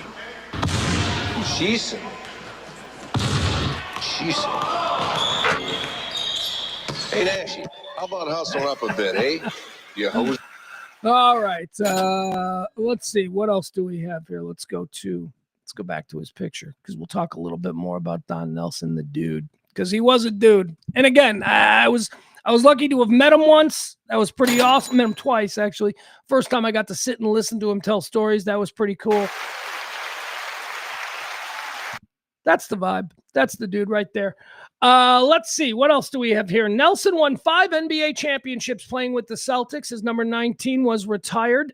In Milwaukee, after he retired from the Celtics, he was offered a gig with the Bucks. Donnie Jr., Donnie Nelson, he remembers the family sitting at a Made-Right restaurant in Moline, Illinois, and his father, Don Nelson, saying that he had 3 choices post-playing career. He could sell cars, he could become an NBA referee, or he could accept an assistant's job under Milwaukee coach Larry Costello. They voted 5-0 in favor of taking the Milwaukee job. It's paid him in 1970, what year? 78? Paid him, or it was 76, I'm not sure, whatever. Paid him $25,000 a year to be an assistant coach with the Milwaukee Bucks back in the mid to late 70s. $25K a year, that's $150 today. So not bad, not a bad gig. So they took that. Certainly that's probably more in today money, $150,000, than what would have been paid to him as a referee or anything he could have made as a car dealer back then. So very good. It was in Milwaukee where Nelson became known for his innovative basketball philosophy, where he pioneered the concept of the point forward. That's him. Point forward, still being used today in basketball. Nellie brought that. His system became known as Nellie Ball. It created a lot of mismatches and enabled Nelson to lead the Bucks to 7 straight Central Division championships with over 50 wins in each of those seasons. Nellie earned NBA Coach of the Year honors in 1983 and again in 1985. For 7 straight years, he finished his Bucks no worse than second best in the Eastern Conference. He became NBA Coach of the Year for a 3rd time after the 91-92 season. He would then go on to coach the Dream Team 2. Don't. Yeah, they won a gold medal for us here, but that's not the Dream Team 2. You know they had on that team? Here's who they tried to pass off as the Dream Team 2. And look, I know that they won a gold, so I'm not going to complain, but it's not exactly, Jordan, Magic, Bird. It's not exactly the Dream Team. We got Derek Coleman. We got Joe Dumars. We got Tim Hardaway. He was injured, didn't play. We had KJ, Kevin Johnson. We had Larry Johnson, Sean Kemp, Dan Marley, Reggie Miller, Alonzo Mourning, a young Shaquille O'Neal, Mark Price, Steve Smith, Isaiah Thomas, who was injured, and a very old Dominique Wilkins. That is not the dream team, too. That is an American Olympic professional gold medal winning team. It's not the dream team.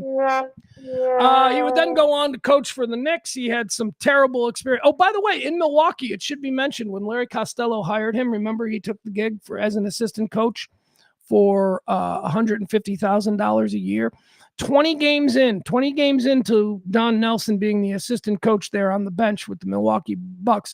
20 games in, they fired Larry Costello, the head coach, and Don Nelson was elevated to head coach. He spent all of 20 games apprenticing as an NBA head coach before he would go on to be the winningest head coach of all time, beating Lenny Wilkes, although he's been passed by Pop. But you know what I mean. Nelson was hired by the Knicks, and then he was fired after a bad couple of seasons. But then he was hired by the Mavs. Here's how it went down. Nelson was named head coach and general manager of the Dallas Mavericks in 1997. He was coming to a team that had been dormant throughout the 90s and a permanent fixture in the NBA lottery. By 1998, his first full season in charge, Nelson worked out draft day deals with the Milwaukee Bucks and the Phoenix Suns, essentially trading the draft rights of Robert Traylor and Pat Garrity for Dirk Nowitzki and Steve Nash, whom he wanted to pair with the Mavericks' new rising star, Michael Finley. That's the core, man. By the way, that's the other thing that NELLIE was known for as a coach and a general manager. And again, in retirement, like I told you, semi-professional poker player. He would take everybody's money in the community. NELLIE was a wheeler dealer. Golden State, famously, he had troubles with the Chris Webber thing, would then at the end, or as the second time around there in Golden State, would then reacquire Chris Webber. He traded the Dirk Nowitzki, Steve Nash acquisition to pair with Finley was another great example. It's a whole bunch of examples of people that he traded away just to get, just a wheeler dealer as a general manager, never afraid to pull the trigger on a big trade. Nelson was named the head coach and general manager of the Mavericks. He intended to pair Dirk Nowitzki and Steve Nash with Michael Finley. Lacking an interior presence to combat low post players such as Shaquille O'Neal, Don Nelson introduced the hack-a-shack defense to the NBA while in Dallas. Who was in Dallas, I guess, at this time or at the tail end of it, I didn't realize that was the Don Nelson thing. Hack-a-shack was, sort of like the Jordan rules, right? Hack-a-shack was a way to play against Shaquille O'Neal because nobody could stop him. I didn't realize that was a Don Nelson Dallas Mavericks thing. Let's see here. He instituted the hack-a-shack defense to the NBA while in Dallas. In 2004, during the offseason, Steve Nash was offered a max contract by the Phoenix Suns. Despite Nelson's insistence on matching the offer, Mark Cuban declined and Nash accepted Phoenix's offer. Nash won consecutive MVPs with the Suns the following 2 seasons. On March 19th, 2005, Nelson stepped down as head coach of the Mavericks, naming Avery Johnson as his successor. Nelson retained his job as Dallas's GM until after the season when he named his son Donnie Nelson GM. Let's see. The Mavericks reached the NBA Finals the following season, though they would lose to the Miami Heat in 6 games. Oh, I remember that. Thought we'd never get back. And then we did. That was fun, man. I was legitimately a Mavericks fan for about 4 or 5 years, and that was fun. What fun times. Nelson has spoken fondly of his time in Dallas, but admitted that he lost interest in remaining with the team when they did not re-sign Nash. In 8 seasons with the Mavs, Nelson had a 339 and 251 record. That is a .575 winning percentage. On December 29th, 2001, NELLIE became the 3rd coach in NBA history to win 1,000 games behind Lenny Wilkens and Pat Riley. NELLIE won his 1,300th game on February 21st, 2009, joining Wilkens as the only coach to pass this milestone. Nelson defeated the Minnesota Timberwolves on October 7th, 2010, achieving his 1,333rd career win and passing Lenny Wilkens for first all time on the list of NBA's winningest coaches. Wouldn't last long. Pop would get it, but there you have it. Don Nelson, not only just a cultural icon there in North Texas because he became such a part of the fabric of the sports DNA of that town, but what maybe we didn't realize, certainly I didn't, just an absolute NBA historic figure. When you think, just think for yourself about who Don Nelson was. Just a kid who came out of the Quad Cities, farm boy, a pig farmer, he described himself as. Pig farmer, river people, went to the University of Iowa, never left the Midwest, balled out there and suddenly found himself a draft pick in this new burgeoning league. And he's got to pick up in Iowa and move to the big city of Chicago to play for the Zephyrs. Bounces around a little bit in the early 1960s era of NBA basketball when these people, they didn't even know if this was a real league or not yet. Yeah, some big market teams were making money. They were making money in New York and they were making money in Boston and Philadelphia. But, was the league really something that could succeed coast to coast? There were no superstars yet. There was a dominant team, the Boston Celtics, but that was about it.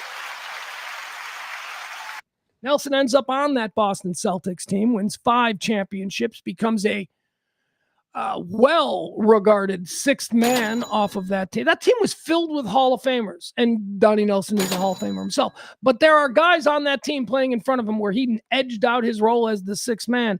That is just the experiences that he had. Then he played in the 1970s, the wild transitional era of the 1970s NBA, back when the ABA was coming a thing. When integration had taken hold, where NBA went from being a bunch of slow white Jewish guys in the 1950s to a bunch of slightly faster white anything guys with a couple black guys in the 1960s to a soul league in the 1970s.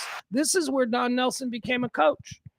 Coached the Golden State Warriors, coached the Knicks, coached the Mavericks, coached the Bucks. Again, I love the idea that he apprenticed for 20 whole games under Lou Costello. I called him Lou Costello. I'm sorry. Why did I call him Lou Costello? Where's his name at? Whatever. The coach in Milwaukee brings him in as an Larry Costello. That's what it was. Couldn't think of the name. Coach in Milwaukee brings him in as an assistant, and after 20 games, he's the head coach, and he never looked back. When he did finally return, I think a lot of us were shocked by Nellie. Nellie, let's see if we can find some pictures of retirement Nellie. There's NBA Apex icon Nellie. Hold on, let's see. There's a player. Now we're starting to get into retirement Nellie, where he's growing weed and letting the hair grow. Hold on, there's got to be a good picture of him. Holy crap, look at him. Look at Nellie. Look at Nellie at Iowa with the flat top looking like Dolph Lundgren from the Rocky movies. What a cool guy. There he is in Hawaii enjoying life with his family. Boy, oh boy, people will tell you about a life well lived, but this dude, this son of a bitch, he got it all figured out. Nellie.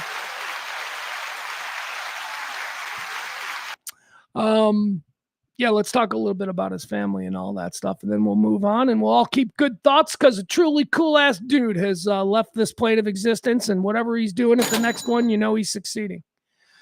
Don Nelson married Joy Wolfgram at the Oakland Coliseum in June of 1991. Nellie and his wife have a total of 6 children from prior marriages. I'm guessing 5 are from Nellie, and she probably had 1 kid. He has a daughter born out of wedlock and put up for adoption, whom he did not know about for 29 years and whom first reached out to him back in 1997. Not wanting anything in return, she now lives in Maui near Nelson and his wife. So let's look at that. Okay, so in 97, 67, 50, this is a woman who was born in the late 50s? What? Wait. 37. Oh, God, I can't do the math. Anyway, my point is this. Back in his playing days, He knocked up a chick. Didn't know it was his daughter. Spent, 29 years, 29 years. Oh, thank God, 29 years. So we're talking 1970-ish, 1968. Summer of Love, Don Nelson, handsome 6'6", golden god NBA player, coming to your town, having a couple of drinks after a game against, I don't know, the Akron Hawks. I don't know what teams were in the NBA back then. He's having a couple of drinks, meets a waitress, scores, moves on to the next town.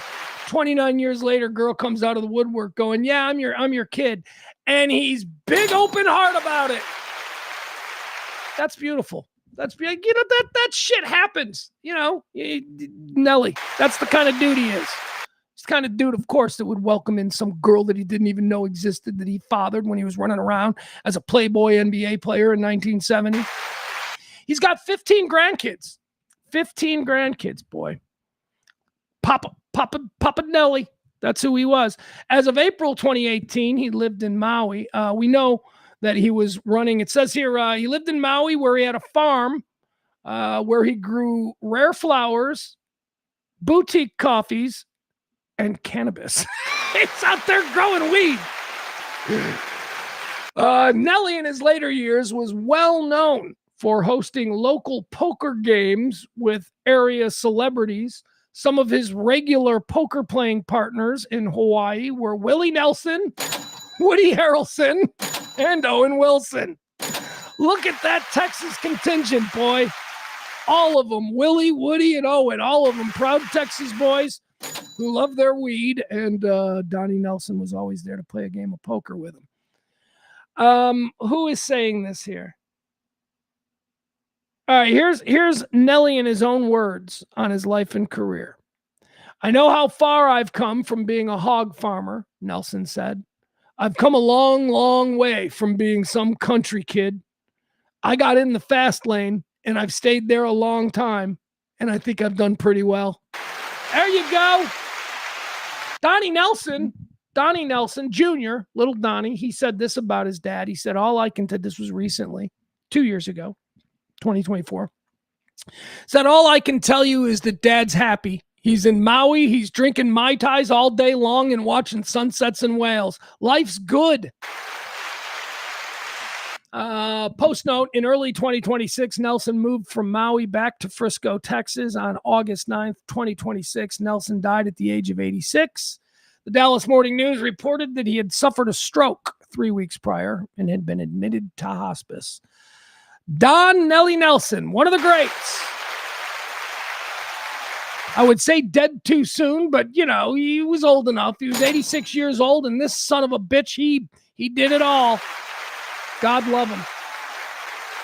All right, now let's do Dick of the Day.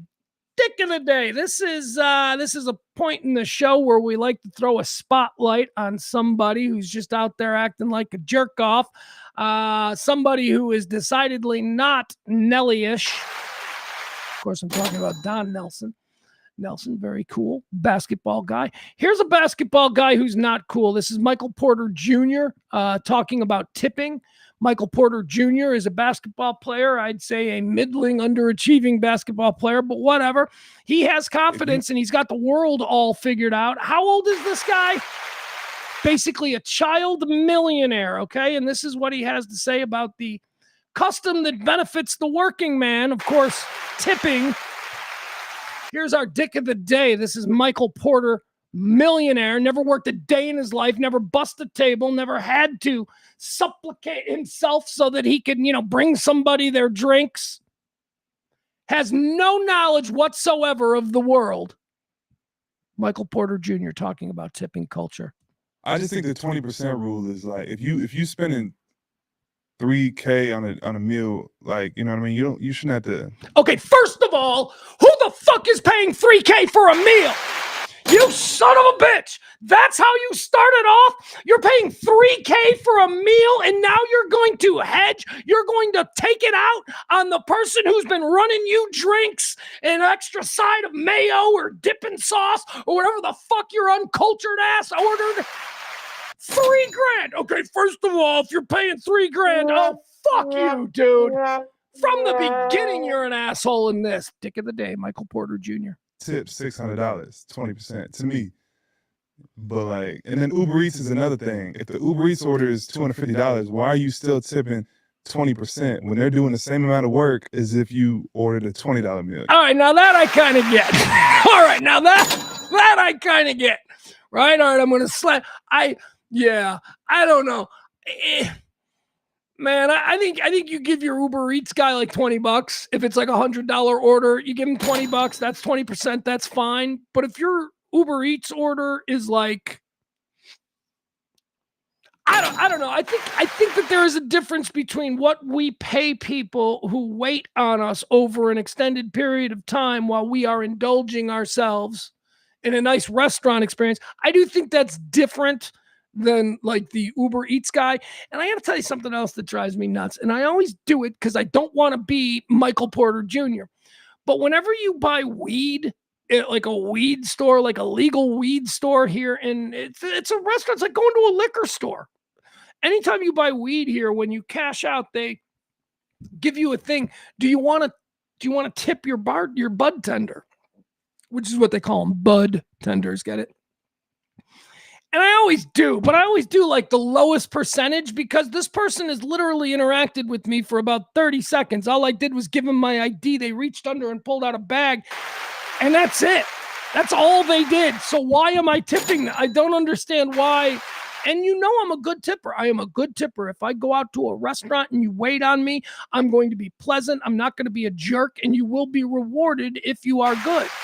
And even if you're not good, I'm still just going to, I'm a guy, I'm a bartender. I've waited tables. I've done all that. So even if you're not particularly great, I go, oh, probably having a bad day. Maybe I can make their day better. So I will still tip. Then we got this asshole. You know what I'm saying? It's still just bringing the meal to you. So I would say tipping culture is definitely out of control to me. But I'm a bad tipper, I ain't gonna lie. All right, he's a bad tipper, and he's proud of it. And you know what? He's an asshole. That's Michael Porter. Again, young kids. This is like one of these like YouTube kids who make like $5 million a month playing video games online, complaining about shit like this. God, no appreciation for your station in life. No appreciation for the fact that you are so incredibly overpaid that maybe you ought to be delighted to kick a little something back for the working folk who haven't been as blessed as you. No, you're going to suddenly turn them into the enemy like they're asking too much. You're an asshole, man. You're an asshole. And today's dick of the day, that's Michael Porter Jr. All right. Very nice. Oh, boy, you know what? I think we're going to do the generational cohorts conversation at a later time. I think we're going to do that tomorrow because we are really late here. 1:30, 2:30, 3:30. I was trying to get this show inside 2 hours. We are really running late because I got things to do today. So let's get started here. Let's do our normal shit. We call it 1, 2, 3 videos. These are 3 videos that I've seen circulating online. I love them. They're very funny. And I wanted to talk about them. So let's do the first of our 3 videos. Here we go. 3 videos. Hall of Fame game was not over the weekend. Was it over the weekend? When was it? Thursday? Hall of Fame? I don't know what. The Hall of Fame game, I think, was Thursday, but the induction ceremonies were Saturday. Kicker. We're putting kickers into the Hall of Fame now, I guess. Anyway. Adam Vinatieri, he went into the Hall of Fame as that great kicker from the New England teams for all of those years. Adam Vinatieri, he went after his old coach Bill Belichick pretty good. I mean, I think. Well, we'll break down what I think this means. But let's listen to Adam Vinatieri, Patriots kicker, talking about his coach Bill Belichick. I would repeat those last few statements about Coach Bill Belichick as well. Thank you for demanding. Hold on. What is happening here? Hold on, guys. Hold on, I got a problem.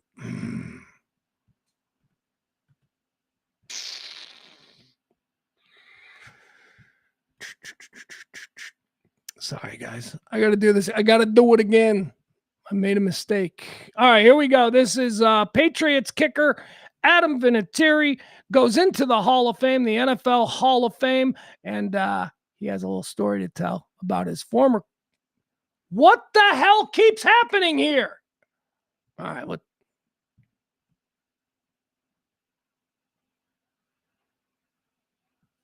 About Coach Bill Belichick as well. Thank you for demanding excellence every single day. Hold on. Your preparation, discipline, and guys, I'm sorry. I'm having an issue here. This one needs to go. All right. All right. Here we go. Let's try it again. One more time. Adam Vinatieri, Patriots kicker, Hall of Fame speech, Coach Bill Belichick. Let's go. Here we are. I would repeat those last few statements about Coach Bill Belichick as well. Thank you for demanding excellence every single day. Your preparation, discipline, and attention to detail shaped far more than my football career. Unfortunately, Bill couldn't make it here today. There's a lot going on at UNC right now. He may be on a recruiting trip right now looking for the next Lawrence Taylor. I thought it was because training camp had already started, but in truth, it's because he's judging his girlfriend's cheerleading competition.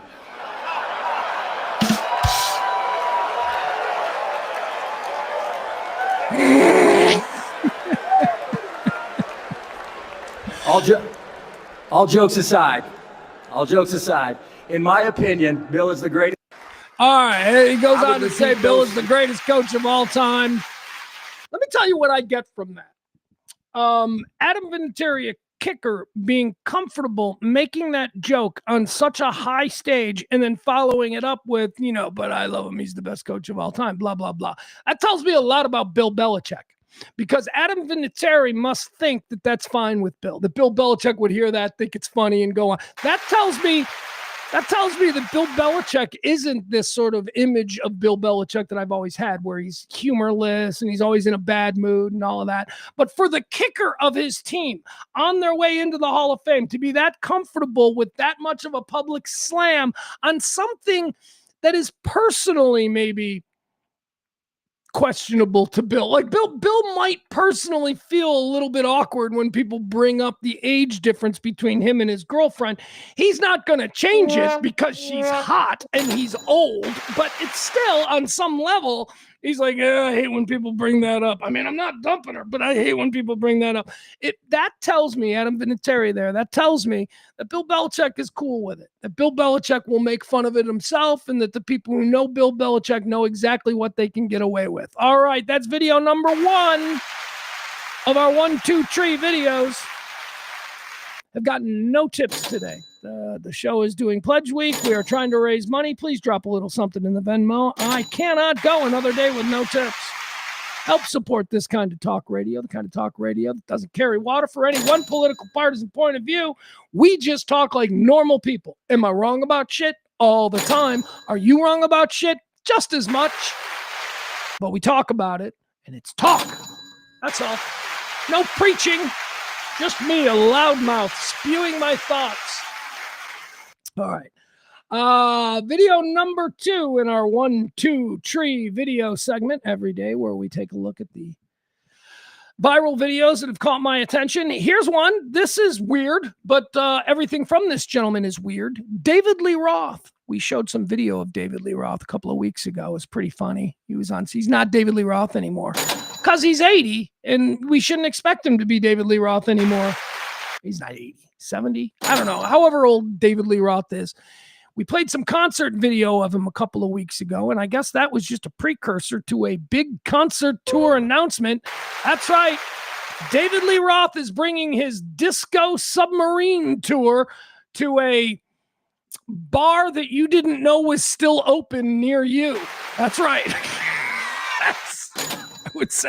I would say to a stadium, but I think David Lee Roth is going to be playing at a lot of places near you where somebody's going to come up to you and go, hey man, you want to go see David Lee Roth on Thursday? And you're going to say, where? And they're going to say Gazanders, and you're going to go, Gazanders is still open? So that's the kinds of places you'll see David Lee Roth. But he's released a video promoting his tour, and here's Dave being weird in the way that only Dave can. Let me just say I love David Lee Roth, and I will absolutely go see him in the whatever state he's in now at the local bar that has been closed or that I thought had closed years ago. Here's David Lee Roth, his tour announcement, the whatever submarine.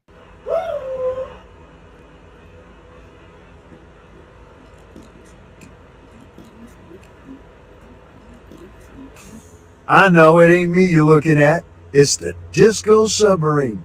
This is it, the world famous Disco Submarine tour bus. For decades, leaving behind a trail of groupies and rubble that only history can record. My name's David Lee Roth.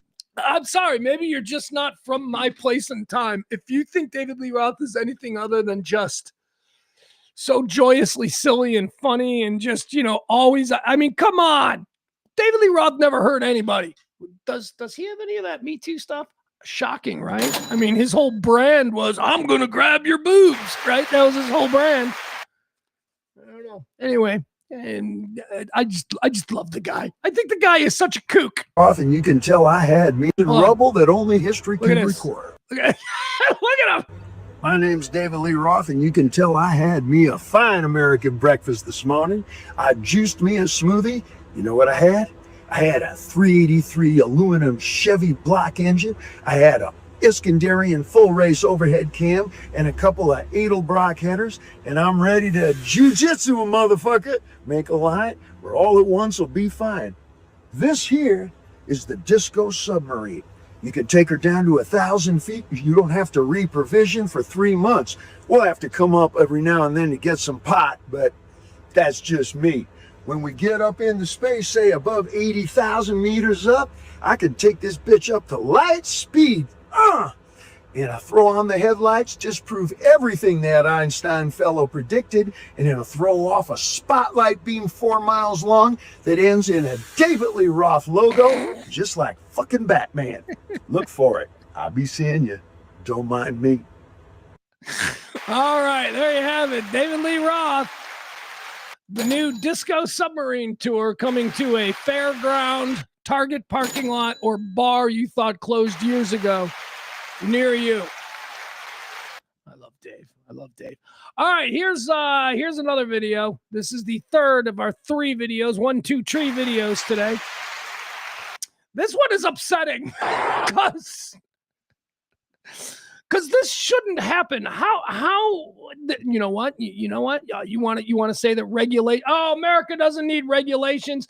Well, sometimes we do. Here's a country that doesn't have any regulations. They don't think what happens next.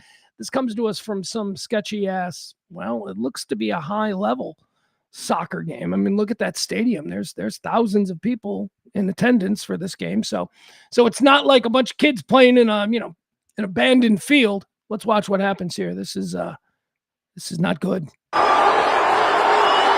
Okay, so apparently this guy has just scored a goal and he's celebrating. He's going to jump over the fence as they do. Oh, jeez. Yeah, that's right. He fell right down a hole. He jumped over the fence. Oh, jeez. Right about here is where he realizes there's nothing for me to land on. Oh, yeah. One more time. Oh, jeez. Yeah, I got no information for you. I don't know if he lived or died. We're just all gonna watch that together and just go, that happened. We all experienced that. 1, 2, 3 videos. And that, of course, leads us to can't beat fun at the old ballpark. I got a lot of stuff I could have showed you from this past weekend in baseball. Can't beat fun at the old ballpark is a daily celebration of America's pastime. Fading as it is, I am still a baseball boy. Love baseball.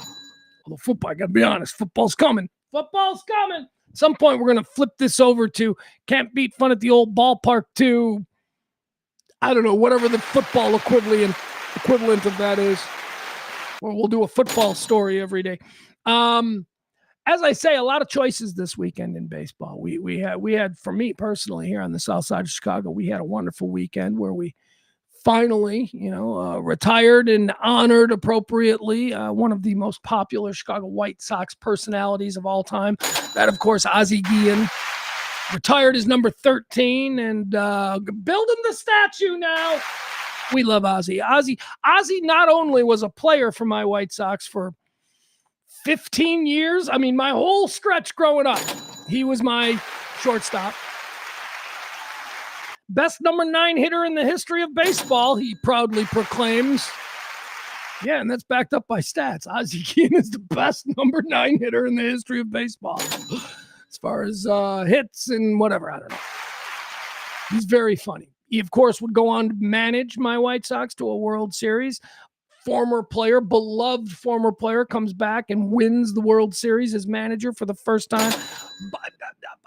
Volatile personality, angry, Venezuelan, hot-blooded, but big heart, super funny, nice to everybody. Everybody loves him. And for the past, 10 years or so, he's been the post-game guy. He's been the guy in the White Sox post-game who tells us all what's what. He's fearless. He doesn't kiss ass. And he has the cred to say whatever the fuck he wants about the Chicago White Sox. And this weekend, we honored him. Finally, they retired his jersey and made good on everything. And so there's a whole bunch of stuff I could show you from that. But I won't bore you with that because we've got some banana ball nonsense. Oh, my God. How do you feel about the Banana Boys? I call them the Banana Boys. Savannah Bananas. They're an exhibition baseball team. They're gymnasts and baseball players and whatever. And if you want to just be like, oh, they can't play, my Chicago White Sox have a center fielder who hit for the cycle and made the all-star team this year, who was a former center fielder for the Savannah Bananas. So stop acting like they ain't good, like they can't play. They can. They can just also do other things. Things like what we're about to see here. This is one of the most incredible catches I've ever seen. The Savannah Bananas, for those of you who are unaware, and I can't believe you would be because, they're quite high profile these days. They're essentially the Harlem Globetrotters of baseball. They do Harlem Globetrottery type stuff. Watch this. Can't beat fun at the old ballpark. This is possibly the greatest catch you will ever see in baseball. 300, OBP above 400, slug above 500, and Robert Anthony Cruz. Oh my goodness! It's the Iron Lotus! Ridiculous! I mean, let's be honest. This guy looks like a super douchebag. Like you meet him at the bar after a softball tournament. This guy's hitting on your girlfriend, but he makes a catch like that. You almost got to be like, you, sir, may make love to my girlfriend tonight. Check this out one more time. Above 400, slug above 500, and Robert Anthony Cruz. Oh my goodness! It's the Iron Lotus! Ridiculous trick play from Rick. The debut. I don't know what the hell is going on over here with the score. I've tried to watch banana games a couple of times, and apparently they get points for trick plays. He just got a 1 point. The runs are here at the bottom. Nobody's scoring runs. Nobody's playing traditional baseball here, but they're scoring points for trick plays. OBP above 400, slug above 500, and Robert Anthony Cruz. Oh my goodness! It's the Iron Lotus! All right, he's no all-star Tristan Peters, but that was a nice catch. That's it. You can't beat fun at the old ballpark, ladies and gentlemen. Well, I think that is probably going to do it for today's show. I do need to beg at this point, please help support what we're doing here. Independent radio. We're not taking money from any special interests. We don't have any particular ties to one way of thinking. We're not right. We're not left. We're regular working folk, regular, normal people. Trying to stay away from the politics and all that divisive nonsense. We are too eager to be angry at one another. This is a unifying show. So if you want to support that kind of thing, we've been doing it every day for about 5 years now. Please drop a little something there in either the Venmo or the Cash App. It would be greatly appreciated. Now, before we get out of here, I do want to tell you about something that I have recently discovered. We'll call this the watch list, okay? I used to do a whole podcast called The Watch List where me and my buddy Andy Guerra and my great late friend Gary would break down TV shows and shit that we're watching, movies and all of that. I discovered something this weekend, guys, that I want to tell you about. But first, I want to tell you about the season finale of House of the Dragon. Do I have any House of Dragon fans here? course, House of the Dragon is the prequel to Game of Thrones. It takes place about 200 years before the events of Game of Thrones. This is House of Dragon, and it concerns the Targaryen dynasties, those white-haired dragon riders who ruled the Seven Kingdoms. House of Dragon ended its latest season last night. And I just want to say this about House of Dragon. It might be... Nope, don't say it. Here's what I'm going to say after last night's season finale. House of Dragon is every bit as good as Game of Thrones. Oh my God, did he say it? It is. It's different in tone. Game of Thrones was a little bit lighter with a little bit more seriousness and a little bit more humor was in. I mean, a lot of the main characters in Game of Thrones were funny characters. They were characters who were witty and all that. That's not House of Dragon. House of Dragon is heavy and dark. House of Dragon is violent. House of Dragon is Machiavellian. There's a lot of plotting and a lot of... It might be as good as Game of Thrones. I will say that now. This was an incredible season of House of Dragon. I enjoyed it episode to episode. Anyway, there you have it. I'm a big fan of the Dragons. That's not what I wanted to talk to you about. That's not the reason that I decided that I would do an end of show watch list segment here. Guys, I've heard about this show now for a couple of weeks. It got a lot of hype when it was first put out there, but I don't have the platform that it streams on, so I had to go about finding it other ways. But guys, if you can find a way to see the Westies, you should probably investigate that. The Westies, J.K. Simmons, I guess. I don't know. I don't really know anybody else that's in it. The guy from Bosch. Can't remember that guy's name. What's the guy's? You ever seen Bosch? Can't remember that guy's name. The guy who plays Bosch and J.K. Simmons. Here's the deal. They play a couple of dudes who grew up together as friends in Hell's Kitchen. Hell's Kitchen, New York in the 1960s, right? They go off to Vietnam, whatever, that happens. They come back. One of them becomes a New York City police officer, and the other one becomes the leader of the famous New York City Hell's Kitchen Irish mob, the Westies. If you're familiar with the exploits of Mickey Spillane and all those cats, those were the Westies. Now, if you're a fan of Peaky Blinders, I would say that this show has been compared to The Sopranos. People, when they were hyping it, said the Westies is The Sopranos with the Irish mob. No, it's not. Don't do that. Don't do that. The Sopranos is art. The Sopranos is cultural poetry. The Sopranos is on a level that most other shows will never even sniff. It is rarefied air and therefore cannot be just easily compared to other shows, especially shows that have only had 6 episodes. And that's where we are with the Westies. What I would compare the Westies to in tone is it's an American version of the Peaky Blinders set in the 1980s instead of where Peaky Blinders is set in like the 19-teens. It's like 1915 or something, and it's after World War I in the Peaky Blinders, whereas the Westies is depicted in the 1980s, and the war that these guys have all returned from is Vietnam. Okay, so J.K. Simmons plays the leader of the Westies, a real crime organization operating in New York City for many, many years, and it concerns the very real life story of the building of the Javits Center in New York. The Javits Center in New York is New York City's big convention center. Massive project there on the west side, Hell's Kitchen.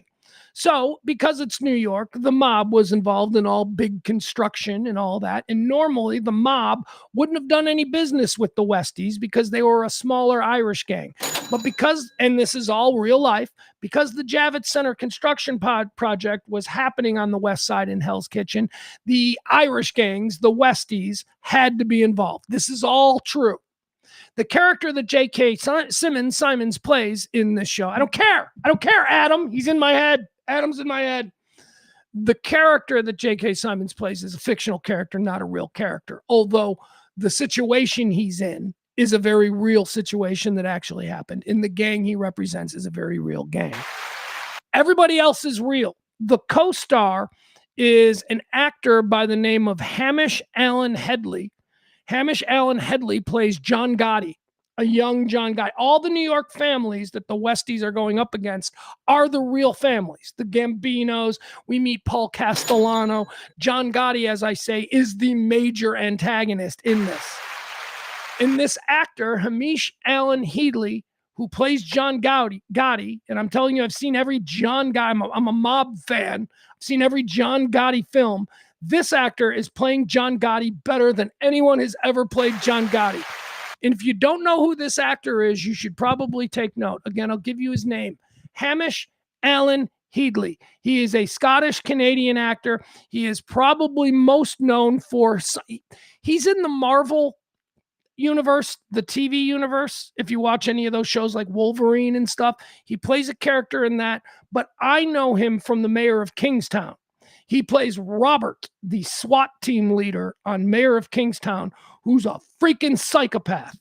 This is the actor, Hamish Allen Headley. He is throwing down chops as John Gotti in this new show, The Westies, that absolutely demands your attention. So there you have it. That's the watch list. The Westies. I think it's on MGM Plus or something. I don't know. Wait until the season ends, which I think is in 2 weeks. I think there's only 8 episodes in the first season. We're on episode 6 now. I would wait until the full season ends and then go to MGM, access it through your Prime if you have Amazon Prime, and take advantage of their free 1 week. And then binge that show. The Westies. It's really good. And again, I don't compare it. I do not compare it as much to The Sopranos because let's wait about 5 seasons and then we'll get back to that. As I say, The Sopranos is great art, great American pop culture art. This right now, I'm saying it's got a vibe of the Peaky Blinders. I'm digging that. It's got Peaky Blinders, but also here's the other one. There was a scene that happened yesterday and I go, oh, well, this scene now, this is everything that was great about Sons of Anarchy. This is like, there's a Sons of Anarchy energy to the Westies that I also really appreciate. So there you have it. Those are my watch list suggestions. If you're not all caught up on the season currently that just concluded of House of Dragon, I highly recommend this season of House of Dragon. And as far as new shows go, The Westies. So why not? You know how I love to force you guys to watch trailers that you're not interested in. So anyway, this is The Westies. This is the trailer for the new show that I'm very, very high on. Yeah, here's the official trailer. We got to send a message. Right, keep them out of house. Oh, the other thing that I really like about it is that there is a here we go. The other thing that I really like about this, The Westies, is that there is an IRA. You know how I love my Irish Republican Army. There's like a very strong Irish Republican Army vibe. They're dealing with the Irish Republican Army. It's actually pretty cool. All right, here you go. This is the trailer for my show that I'm recommending highly, The Westies. We got to send a message. Keep them out of house kitchen.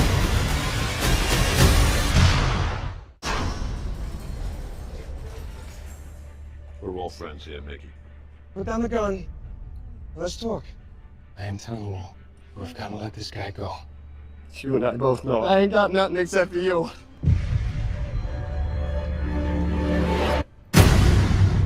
Do you know the trouble you just caused us? We're Irish. We always got troubles. You just killed a made man. The Italians outnumber us about 100 to 1. They're gonna come after us with everything they got. And the feds are paying a lot of attention. Watch your back. Trust me. Kids these days think they know everything. As good as a fire in the windstorm. Hi, it's Jimmy. Oh, Jim's struggling mostly. You worry too much. You worry too. Go out there and give me something I can use. These guys, they kill people who ask too many questions. We have a bunch of savages working for us. We got this, and we got this. We gotta keep them in line. I got it. The guy's done a lot for you. He has your loyalty, right? You think he'd say the same for you? So what am I supposed to do? Their gold is saints themselves. You ladies give the Blessed Virgin a run for her money. Those Irish bastards threatening war. That's John Gotti. That's the guy playing John Gotti, Hamish Allen Headley. He's terrific. You ladies give the Blessed... Those Irish bastards threatening war. There will be hell to pay. This is suicide. I know. What other choice do I have? We have to trust each other. But this is dangerous. And what you do isn't. We gotta send a message. Keep out of Hell's Kitchen.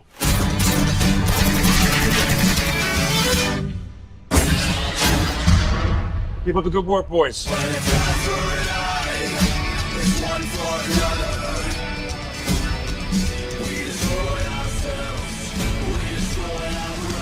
Times changed. Nobody is going to forget that we Irish built this neighborhood. All right. All right, there you have it. If you're so inclined, that is terrific TV, at least the first 5 episodes. I got 1 episode that aired last night I haven't seen yet. All right, guys, that's going to do it for today's show. Please remember to support this kind of talk radio every day. Tomorrow we will return to our normal noon start time. Today we had some issues, and I had some stuff that I had to do this morning. So please tune in tomorrow at noon. All right, like, follow, subscribe, support the show in any way, shape, or form that you can. We need the help to continue. Please, we are desperate as they come. That's going to do it. I'm out of here. Remember, folks, stay neighborly.